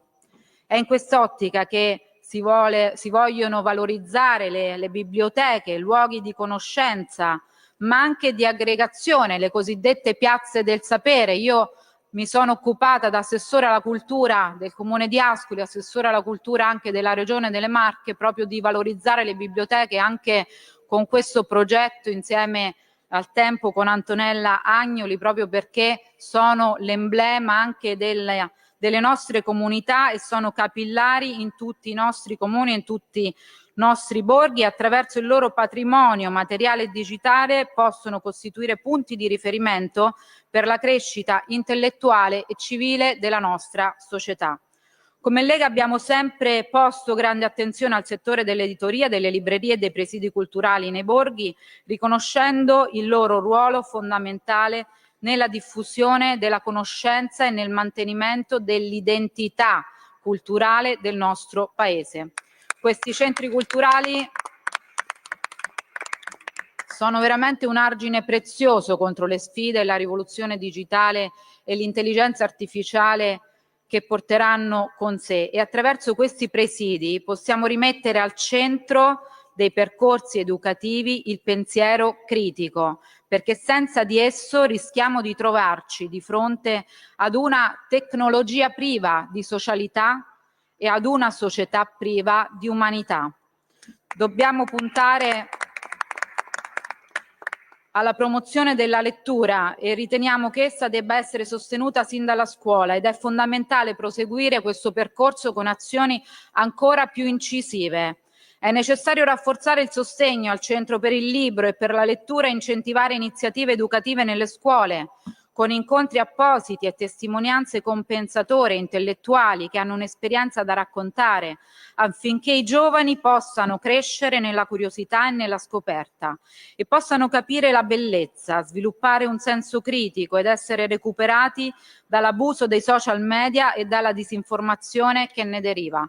Come vicepresidente della Commissione Cultura sono comunque contenta e soddisfatta che questo provvedimento contiene delle misure concrete. Parliamo di 4 milioni di euro per finanziare l'apertura di nuove librerie da parte dei giovani under 35, quindi un supporto anche qui ai giovani. Un fondo di 30 milioni per l'acquisto di libri da parte delle biblioteche statali, degli enti territoriali e enti culturali. Un altro fondo di 10 milioni per ampliare l'offerta culturale dei quotidiani e potenziare quindi le pagine dedicate alla cultura, allo spettacolo e all'audiovisivo. La cultura deve essere lo strumento principale per offrire, come dicevamo, ai nostri giovani nuove prospettive e opportunità, consentendo loro di individuare percorsi formativi e professionali coerenti con le proprie aspirazioni. Le aspirazioni nascono e prendono vita proprio dalla scoperta, che accende il desiderio di guardare oltre, intravedendo una prospettiva e un futuro. Scientia potentia est, la conoscenza è potere, scriveva il filosofo Bacone. La cultura non è solo sapere, ma anche libertà, consapevolezza e coraggio. E voglio ricordare alle opposizioni, perché ci sono state tante critiche, che la cultura non è di proprietà solo della sinistra, come vorrebbero loro e i circoli radical chic. Questo decreto poi pone anche un altro intervento importante che abbiamo sostenuto come Lega, che è il sostegno al Mufoco, che è un museo pubblico, il primo museo pubblico in Italia dedicato alla fotografia contemporanea, ed è una struttura attiva nel campo della conservazione, catalogazione, studio e divulgazione della fotografia, che dispone di un patrimonio di circa 2 milioni di fotografie organizzate in ben 35 fondi fotografici. E come concordato con il Ministro e come anche in Commissione, come già chiesto in commissione, noi proponiamo di raddoppiare lo stanziamento di 500.000 euro e di approvare in tempi brevi la proposta di legge depositata in commissione anche in via breve, in via legislativa, proprio per affinché questa misura diventi strutturale e non temporanea. Per quanto riguarda anche la semplificazione che noi avevamo chiesto come Lega per i pareri delle sovrintendenze, noi continueremo a sostenere questa proposta con convinzione, che prevede la limitazione paesaggistica intervenendo sulla terza parte del decreto legge 42 del 2004, che non include beni culturali e monumentali, ma per l'appunto solo quelli paesaggistici. In questi casi il parere delle soprintendenze non verrebbe escluso, ma rimane obbligatorio, però senza essere vincolante, e quindi non stiamo parlando di un attacco al nostro patrimonio storico e culturale, che rimane e rimarrà sempre una priorità per tutti noi. Tutto il contrario, stiamo parlando di semplificare, di rendere più snelle le procedure, di evitare che cittadini, imprenditori, amministratori locali debbano attendere periodi lunghissimi per ottenere un'autorizzazione per interventi spesso di ordinaria amministrazione. Non possiamo più permetterci che investimenti, opere pubbliche, iniziative di riqualificazione restino bloccati a causa di un eccesso di burocrazia che troppo spesso si trasforma in immobilismo. È per questo motivo che come Lega stiamo portando avanti questa riforma, depositando una proposta di legge in Senato, e a breve verrà depositata anche qui alla Camera. Poi ci sono anche misure di semplificazione in questo decreto importanti, come l'iscrizione di diritto nell'elenco delle stazioni appaltanti qualificate previsto dal nuovo codice dei contratti pubblici anche delle soprintendenze archeologia, belle arti e paesaggio, e la possibilità di sostituire ogni atto autorizzativo necessario all'organizzazione di spettacoli dal vivo con la segnalazione certificata di inizio attività. Ecco, attraverso queste semplificazioni si permette al settore cultura di incrementare il proprio valore economico e dunque di potenziare anche l'indotto generato dagli eventi. Alla luce di queste considerazioni annuncio il voto favorevole della Lega al provvedimento, convinti che la direzione e la strategia seguita sino ad oggi siano giuste, ed auspichiamo che il percorso avviato possa essere ulteriormente integrato da provvedimenti per rafforzare sempre di più l'assetto culturale del nostro Paese. Come affermava Adriano Olivetti, voglio concludere con un suo pensiero: la bellezza insieme all'amore, alla verità e alla giustizia è una forma autentica di promozione spirituale. Uomini, ideologie e stati che trascurano anche solo una di queste forze creatrici non potranno mai indicare il cammino della civiltà. Grazie, Presidente. Eccoci di nuovo in diretta, vediamo. Allora, Maurizio Pelle, piccola rivoluzione francese, viva la Comune di Parigi. Va bene, andiamo avanti. Poi, allora, sempre l'ex sindacalista assolto dall'accusa di molestie, boato a Reggio Emilia, e van der Leyen con il piano di 200 miliardi di investimenti. Sta pace in Ucraina si fa o non si fa? Nel weekend Zelensky incontrerà il vice di Trump, J.D. Vance, a Monaco. Data la fretta di The Donald di raggiungere un cessate il fuoco, il presidente ucraino ha paura di essere abbandonato dagli USA e dagli alleati europei. Trump ha parlato al telefono con Putin, ma la pace sembra ancora lontana. Da Mosca fanno sapere che non sarà possibile fino a che Washington assisterà a Kiev, il giallo sull'invito negli USA di Zelensky. Adesso, dopo, allora, coinvolgendo anche Garibaldi, questo è un caleidoscopio storico di Maurizio. Allora, andiamo adesso invece a un intervallo musicale e poi chiuderemo questo segmento di Oltre la Pagina con Segui la Lega.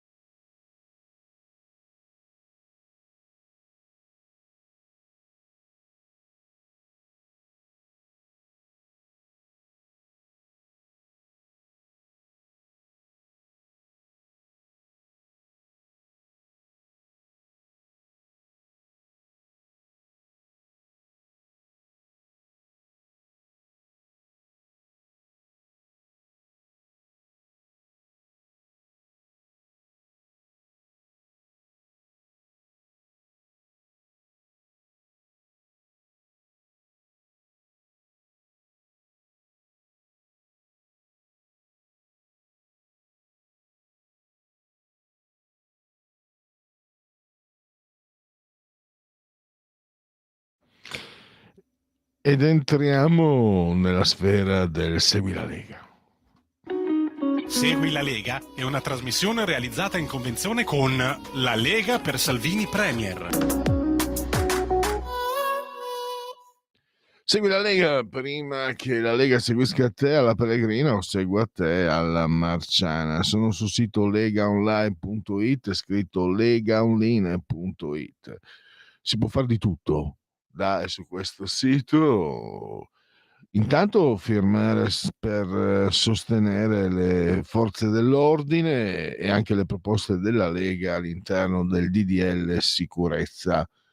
Firma anche tu.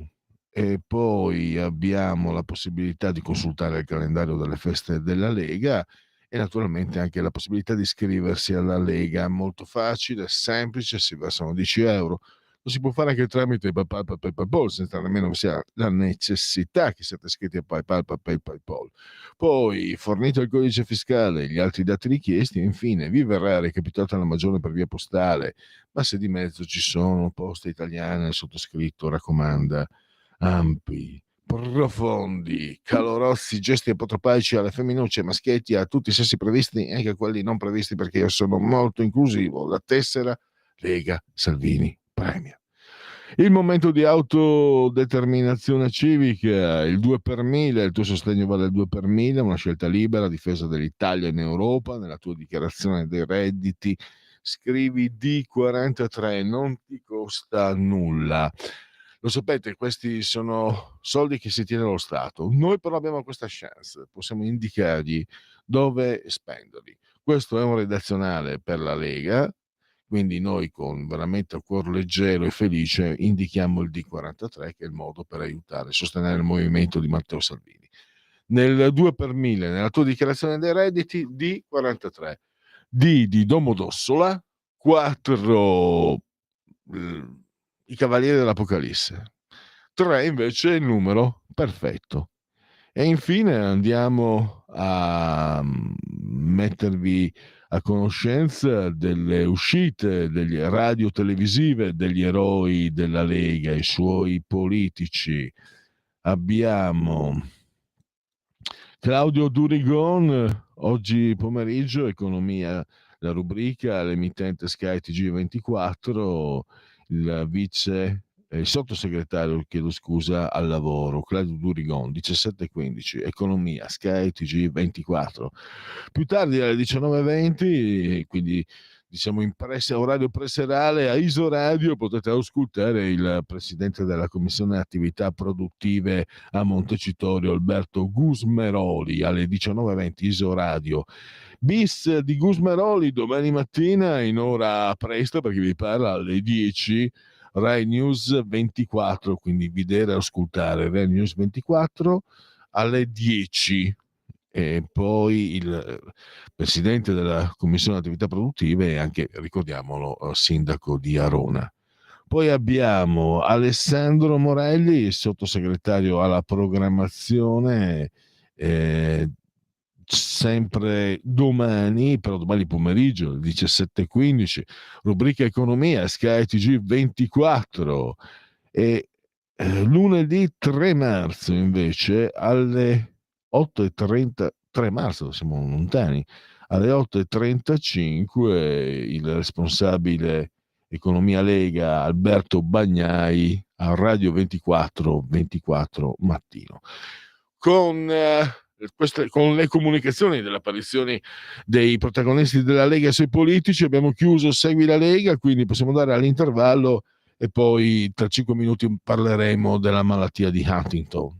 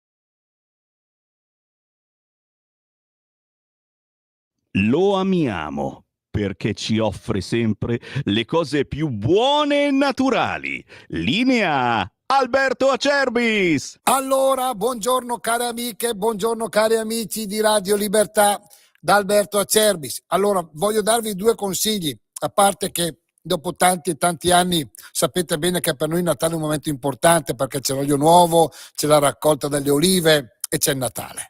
Quindi sapete che noi facciamo delle confezioni natalizie straordinarie, uniche, che non si trovano nei negozi, nelle botteghe, cioè non è quella confezione che tu paghi a Natale 40 euro, a Santo Stefano te la regalano se compri le mutandine, no, noi facciamo delle confezioni uniche con il nostro olio, i nostri prodotti genuini, straordinari, a un prezzo, abbiamo fatto un sacco di confezioni per accontentare tutti, però sono a numero chiuso. Se volete informazioni chiamate 030 68 40 408 oppure potete visitare il sito olioacerbis.com e ordinare anche da lì. Confezioni natalizie Acerbis, qualità, genuinità e amore per la terra. Chiamate o visitate il sito olioacerbis.com. Allora, di nuovo in diretta, mi sembra siamo stati raggiunti dalla telefonata e tra pochi minuti la seconda ospite della trasmissione Oltre la pagina. La parola chi ce l'ha? Pronto? Pierluigi, ti saluto, sono Mimmo. Ciao. Mi senti? Brevissimo, non ti voglio rubare tempo. Giusto il piacere di averti salutato e di dire, nell'anno non e mezzo che sono stati 5 Stelle e la Lega al governo, pochissime questioni morali, tra virgolette, nel senso che entrambi avevano pochi deputati o senatori che avevano a che fare con la legge. Ma non è imbarazzante per la Lega sapere uno come, non sul piano giuridico mi interessa poco, ma sul piano morale avere a che fare uno come la Santanchè? Non è molto imbarazzante, ma ci rompiamo tutto o dobbiamo dire con queste qua non vogliamo avere a che fare? Ti ringrazio, ti abbraccio e ti saluto. Grazie a Mimmo. Ieri la Lega non era presente in aula per la mozione. Mimmo, magari ci faremo dare le risposte da esponenti politici. E invece adesso entriamo in un tema molto, molto delicato, un tema che riguarda le malattie rare, sono malattie neurodegenerative che non sempre possono essere prevenute, possono essere previste ma non prevenute, come per esempio la malattia di cui andremo a parlare oggi in questo momento con la nostra ospite. Allora, c'è un'altra telefonata? Allora, facciamo così. L'ospite, però brevemente, perché poi abbiamo... Cioè, scusa, la telefonata, l'ascoltatore, l'ascoltatrice ha attaccato. Perfetto. Allora, spazio e benvenuto e grazie davvero alla dottoressa Marta Scocchia, neuropsicologa della Fondazione LIR, che si occupa della malattia di Huntington. Benvenuta, dottoressa, e grazie. Grazie a voi, buon pomeriggio. Allora, da dove possiamo partire? La malattia di Huntington è considerata appunto una malattia rara, cioè una malattia che colpisce meno di 5 persone ogni 10.000 abitanti. Esatto. Giovedì 13 ci sarà un importante convegno organizzato dalla LIRC, che è la Lega Italiana per la Ricerca sulla Malattia di Huntington, e dalla Fondazione Prada. Interverranno diverse, io li chiamo addetti ai lavori, vi chiamo dottoressa addetti ai lavori. Allora, nello specifico qui parliamo della malattia di Huntington, ma sono le malattie rare, no? Che Esatto, devastano non solo chi è colpito, ma anche le persone. Però dobbiamo reagire e noi vediamo, ci sono esempi di persone che reagiscono, che convivono con persone che hanno queste malattie. E lei credo ci possa aiutare anche a spiegare quali sono, diciamo, i rischi, i momenti magari anche di disperazione. Adesso non voglio fare melodrammatico, però io sono una persona normale, in alcuni casi sono coraggioso, in altri sono un vile. Quando si parla di malattia, dottoressa, io gioco a carte scoperte, sono un vile, scappo via perché mi spaventa. E naturalmente mi spaventa. Io ho visto anche purtroppo una cara signora, mamma di un mio amico, che ha avuto una di queste malattie e francamente non faccio fatica, no, a reggere. Immagino comunque, io sono più fifone degli altri, più vile degli altri, ma penso che sia un grosso problema per tutti, e quindi cosa possiamo dire? Da dove cominciamo per parlare di ciò, dottoressa? Sì, beh, allora sicuramente comincerei da quella che è la definizione di malattia di Huntington. Si tratta di una malattia rara, di origine genetica, ereditaria e neurodegenerativa. Questi sono i termini che in qualche modo definiscono le caratteristiche nucleari della malattia. Si tratta di una patologia che ha origine da un'anomala espansione di un tratto di DNA che produce una proteina che poi risulta tossica per il cervello, per una parte iniziale del cervello, e che determina appunto a lungo andare una progressiva morte neuronale che poi coinvolge il cervello nel suo complesso. Ha una caratteristica genetica tale per cui ogni figlio ha il 50% di probabilità di aver ereditato la mutazione dal genitore affetto. E questo quindi espone ogni persona ogni figlio appunto di un genitore con la malattia di Huntington a dover in qualche modo convivere con la possibilità a un certo punto della vita di poter sviluppare la malattia. È una malattia che è possibile prevedere nella misura in cui esiste un test genetico predittivo che può essere effettuato anche in un'epoca di vita in cui non vi sono manifestazioni visibili di malattia, che dà la possibilità di conoscere antetempo se si è portatori della mutazione e quindi si avrà una predisposizione a sviluppare la malattia. Quindi questo sicuramente ci dà un'idea di quello che può essere il carico sul piano emotivo e psicologico, non soltanto della persona che ha questo problema, ma anche di tutto il contorno familiare che la circonda. Prima di entrare nel merito anche dell'attività della fondazione, che è giusto sostenere, è giusto conoscere, perché siete persone che aiutate il prossimo, siete persone preziose. Volevo chiederle, la sanità italiana è in crisi profonda. Nei confronti di questo tipo di malattie è particolarmente deficitaria l'assistenza della sanità italiana, oppure siamo a livelli del possibile, per capire? Beh, sicuramente c'è ancora molto da fare. La malattia di Huntington è una malattia rara e sono rare pertanto anche quelle che sono probabilmente le risorse, per quelle che sono le conoscenze e i professionisti che sono adeguatamente formati rispetto a questa patologia. Questo chiaramente crea un deficit che risulta essere un carico ulteriore sulle famiglie che hanno difficoltà nel poter garantire un'adeguata assistenza ai loro cari sul piano clinico o sull'accesso alla ricerca o sull'accesso banalmente ad informazioni che siano effettivamente adeguate. Quindi la Fondazione Lega Italiana Ricerca Huntington, che è una fondazione che garantisce un'assistenza sul piano clinico, da un punto di vista medico, da un punto di vista psicologico, che garantisce anche la partecipazione a programmi di ricerca osservazionale e terapeutica, ha come scopo anche quello di poter divulgare informazioni e conoscenze rispetto alla malattia di Huntington che possono arrivare non soltanto a coloro che ne sono interessati, ma anche a tutti i clinici che in qualche modo lavorano in alcuni apparati del sistema sanitario nazionale e possono venire in contatto con persone al fine di poter garantire effettivamente una risposta competente a quelle che sono le richieste di tipo assistenziale soprattutto. Quindi sicuramente si può fare molto di più al fine di poter aiutare notevolmente tutte le persone, insomma, che hanno questo problema. Quindi, se posso azzardare, non sono un addetto ai lavori, però diventa fondamentale anche la divulgazione, pertanto, no? Assolutamente. Parliamo anche di questo ciclo di incontri, 8 mi sembra fino al 31 marzo.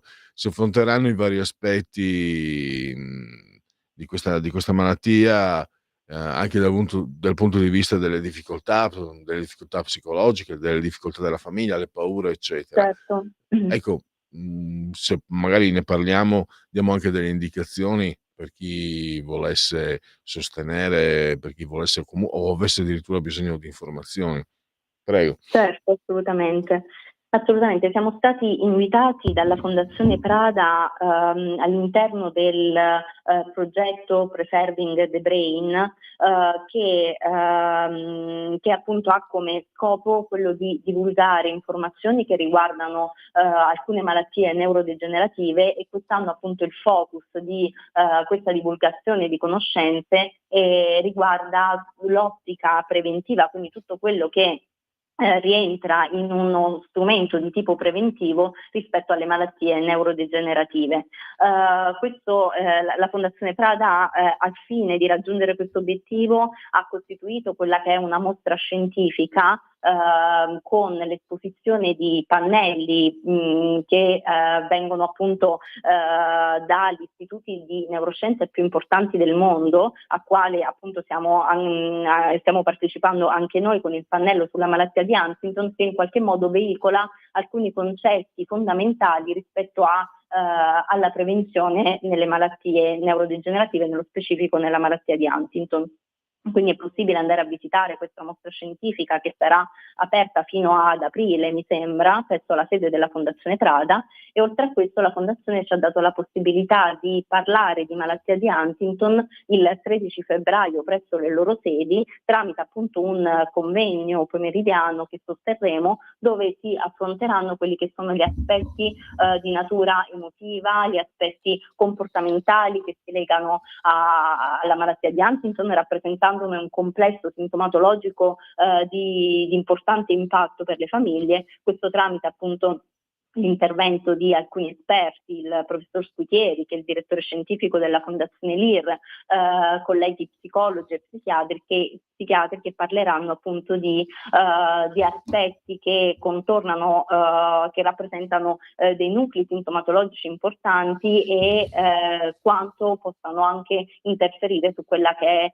l'immagine sociale che ha la malattia di Huntington. È un appuntamento estremamente importante per parlare, per sentire qualche informazione in più sulla malattia e informazione soprattutto appunto corretta. E il primo passo insomma per poter fare degli ulteriori avanzamenti in campo clinico, in campo di ricerca, è quello di poter informare correttamente. Dottoressa, necessariamente lei naturalmente è l'esperta, quindi lei sa sicuramente quali possono essere indicazioni o consigli utili a chi ci ascolta. Penso che necessariamente si debba restare nel generico, ma riferendosi a questa malattia in genere, queste malattie rare che entrano come dei caterpillar nelle vite delle famiglie, quali sono i problemi, quelli più ricorrenti, quelli che necessitano maggiormente di aiuto? Che consigli possiamo dare da questi microfoni? Io spero si possano dare, che ci sia qualcosa qualche indicazione da dare anche in termini preventivi, nel senso che purtroppo il destino, il fatto, noi non lo possiamo prevedere, avere comunque coscienza, non fare come chi vi parla, c'è il sottoscritto, il vile davanti alla malattia, ma prepararsi. Prego. Certo, allora sicuramente il primo consiglio che mi sento di dare, che la Fondazione LIR si sente di dare alle persone che sono coinvolte da questo problema, è di non rimanere all'oscuro, ma quantomeno darsi la possibilità di sentire e di interfacciarsi con professionisti che sono esperti del settore e possano in qualche modo informarli rispetto a quelle che sono le caratteristiche della malattia, a quello che è la situazione da un punto di vista di ricerca, a tutto appunto quello che è il contesto della ricerca che ruota attorno e quali sono i progressi e gli avanzamenti proprio degli ultimi anni e le prospettive soprattutto future. Rispetto a questo sicuramente lo scenario della ricerca terapeutica sta modificando quella che è la sua visione, con una prospettiva che vuole tanto rivolgersi alle persone giovani, cioè le persone che hanno un rischio, una predisposizione a sviluppare la malattia ma non hanno ancora delle manifestazioni della stessa, e sono relativamente distanti da avere la malattia, però l'evidenza scientifica ci sta dimostrando sempre di più come in questa fase della vita avvengono già delle iniziali modifiche su alcuni parametri di natura biologica su cui la ricerca terapeutica vorrebbe focalizzarsi e quindi intervenire prima del tempo in qualche modo. Questo significa che il messaggio insomma che vogliamo trasmettere soprattutto alle persone giovani è di avvicinarsi ad un contesto di ricerca anche solo per scambiare delle informazioni con i clinici, con i professionisti che in qualche modo possano indirizzarli nella maniera corretta. E inoltre rispetto a questo noi promuoviamo un'associazione di giovani che si chiamano i Huntington, che afferiscono appunto alla Fondazione LIR, che ha come obiettivo proprio quello di radunare tutte le persone giovani che vivono in questo contesto e al fine appunto di coinvolgerli in un gruppo che possa essere di sostegno e che in qualche modo possa poi indirettamente contribuire a quella che è la ricerca sulla malattia di Huntington.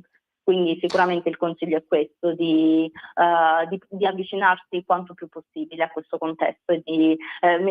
La paura noi la comprendiamo, però se non si affronta rimane lì. Se invece ci si dà la possibilità quantomeno di avvicinarsi, si può anche notare come effettivamente poi si può rimodulare in qualche modo.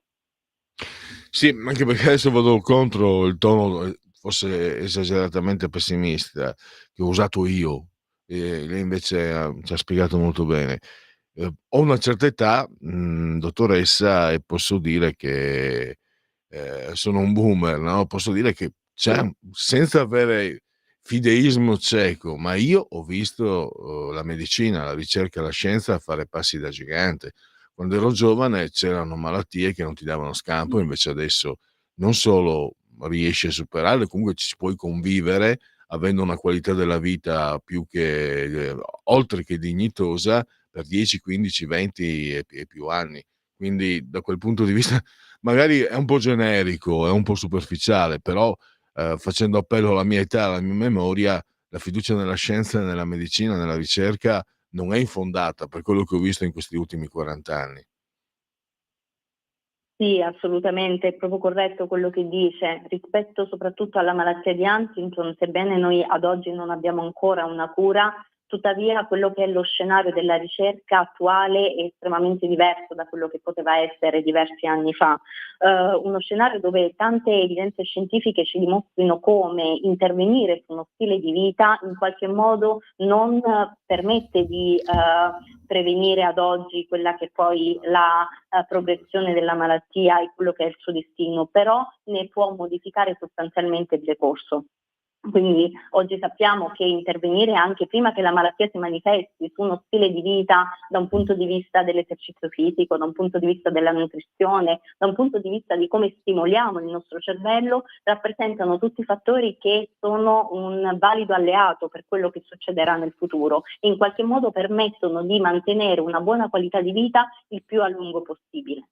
E questo è possibile proprio grazie a una ricerca che costantemente lavora al fine di poter produrre delle evidenze di questo tipo e che rappresentano poi la base proprio per la sintesi di nuove molecole che vanno nella direzione di quelli che sono poi i risultati della ricerca scientifica. A questo sicuramente contribuiscono anche degli studi osservazionali a cui la Fondazione LIR partecipa, che permettono proprio di raccogliere tante informazioni in maniera longitudinale, quindi nel tempo, sulle caratteristiche della patologia, sul modo in cui si modifica e soprattutto su quali sono le variabili ambientali che intervengono nel modificare il decorso, nel caratterizzare alcuni aspetti della malattia. Quindi sicuramente la ricerca scientifica sta producendo dei grandissimi risultati e sta facendo passi da gigante, nonostante ancora non abbiamo una cura, però quella è la prospettiva su cui ci stiamo muovendo. E allora ricordiamolo, l'appuntamento è giovedì, quindi dopodomani alle 17, Fondazione Prada, qui a Milano, in Largo Isarco 2. Esatto, sì, vi aspettiamo numerosi, insomma, perché solo se ci avviciniamo tutti solo se ci diamo la possibilità di conoscere qualcosa in più nella malattia di Huntington, possiamo contribuire in maniera sostanziale a una modifica del corso della storia. Certamente, mi credo che voi proprio chi si impegna in prima persona con tanta generosità dia un esempio per la per aiutare chi è affetto da questa malattia, ma credo anche un bel esempio di come sia davvero nobile, sia encomiabile la preoccupazione per il prossimo. Perché probabilmente se non ci preoccupiamo degli altri poi alla fine rischiamo di scoprirci desolatamente soli, e quindi anche questo è un messaggio che secondo me voi trasmettete a tutti noi. Anche per questo io ve ne sono grato, grazie anche naturalmente per la sua disponibilità ai nostri microfoni, e magari la nostra emittente è sempre stata molto sensibile a queste tematiche, quindi noi siamo sempre a vostra disposizione. Grazie ancora alla dottoressa Marta Grazie Scocchia. mille. E ricordiamo anche naturalmente la Fondazione LIR che si occupa, la Lega Italiana per la malattia di Huntington. Andiamo, pinquiamoci verso la chiusura. Allora, avevo visto, vediamo se ci sono aggiornamenti. Allora, sono le 54, un paio di minuti, se eventualmente qualcuno vuole telefonare lo può ancora fare, 0292 947 222, c'è anche il WhatsApp 340 670 9659. Ex sindacalista assolto per gli abusi a una hostess, chiesto un nuovo processo, quindi siamo ancora, l'ansia è ancora alla notizia di prima. Massacrateli, nessuno vi punirà. Il piano per torturare i prigionieri ucraini nelle celle russe. Mafia, 181 arresti a Palermo, le chiamate video criptate dei boss dal carcere, le lamentele sulle nuove leve, livello basso. E anche loro, insomma, gli manca la materia prima. E poi, questo no, non mi interessa. Andiamo agli ultimi messaggi WhatsApp. Allora, Luca da Brescia, grazie per non sappi però che la mia avulsione ai francesi è grande quanto la mia brama di dipendenza del Lombardo Veneto. Ma certo, io mica voglio imporre niente a nessuno. Ti propongo sotto la supervisione seguente di Joan Jett. Allora, Donna Sveva, ti incarico perché i desideri di Luca sono ordini. Joan Jett, Crimson and Clover. Dovrebbe essere, lo mandiamo come fine. Abbiamo anche una telefonata e c'è Stefano Dal Brembo che ti fa i complimenti per il bellissimo nome. Allora, 2 telefonate, poi andiamo a chiudere perché siamo tardi. Pronti? Pronto, signor Pellegrini? Sono io. Sono Gabriele di Perugia, ho chiamato anche ieri. Io vorrei pregare il signor Mario, se gli piace la Radio Libertà, di comportarsi meglio. Ecco, solo questo. Buon pomeriggio e a risentirci. Va bene, grazie anche a questo ascoltatore. Mi fa piacere naturalmente le sue parole, e l'ultima telefonata, poi andiamo a chiudere. Non alimentiamo polemiche tra di noi, comunque diciamo che si può anche glissare sopra, magari da parte di qualcuno non è più opportuno insistere con certi interventi molto offensivi e anche sanguinosi, perché evocare la morte di tutto il popolo francese è un po' eccessivo anche per questa radio che le ha sentite di tutti i colori. La bomba atomica sulla Francia, signori, potrebbe essere, guarda che dopo se gli arriva Macron, dopo son problemon. Allora, ultima telefonata, poi andiamo a chiudere. Sì, buonasera Luigi da Firenze. Senta Pellegrino, una domanda, ma dopo gli esponenti di Fratelli d'Italia che chiamano il suo leader Bimbo Minchia, ecco la sua posizione sull'alleanza bellissima che avete al governo. E l'ultima domanda è, dato che danno del bimbo minchia, come hanno detto quelli di Fratelli d'Italia, se arriverete qualche volta all'autonomia differenziata. Movimento 5 Stelle, viva Conte, ma non lo dico perché in pratica sono del Movimento 5 Stelle, perché ce ne fossero come Conte. Ecco, mi risponda al bimbo minchia di Fratelli d'Italia. Grazie, aspetto per radio. Va bene. Luigi, intercettazione di 7 anni fa e ho cominciato a seguire la politica da dentro, senza farla, come militante della Lega, poi anche come giornalista. Sono stupidaggini quelle lì. Se dovessero esserci le intercettazioni di quello che si dicono i politici in privato l'uno dell'altro, ma lei non sa, Luigi, quello che si dicono in privato gli uni contro gli altri dello stesso partito. Lega, 5 Stelle, Fratelli d'Italia. Se ci fossero quelle intercettazioni, siccome l'ho sentito con le mie orecchie, esponenti di un partito parlare malissimo, in modo feroce e offensivo, degli esponenti del loro stesso partito. Quindi, sinceramente, non mi... queste intercettazioni, francamente, a mia età, dopo tutto, insomma, bene o male, se ne sono viste tante, non ci penso neanche, mi fanno sorridere. Basta, stop, chiuso. Grazie a Sveva e grazie a tutti voi per aver scelto anche oggi Radio Libertà. Miau.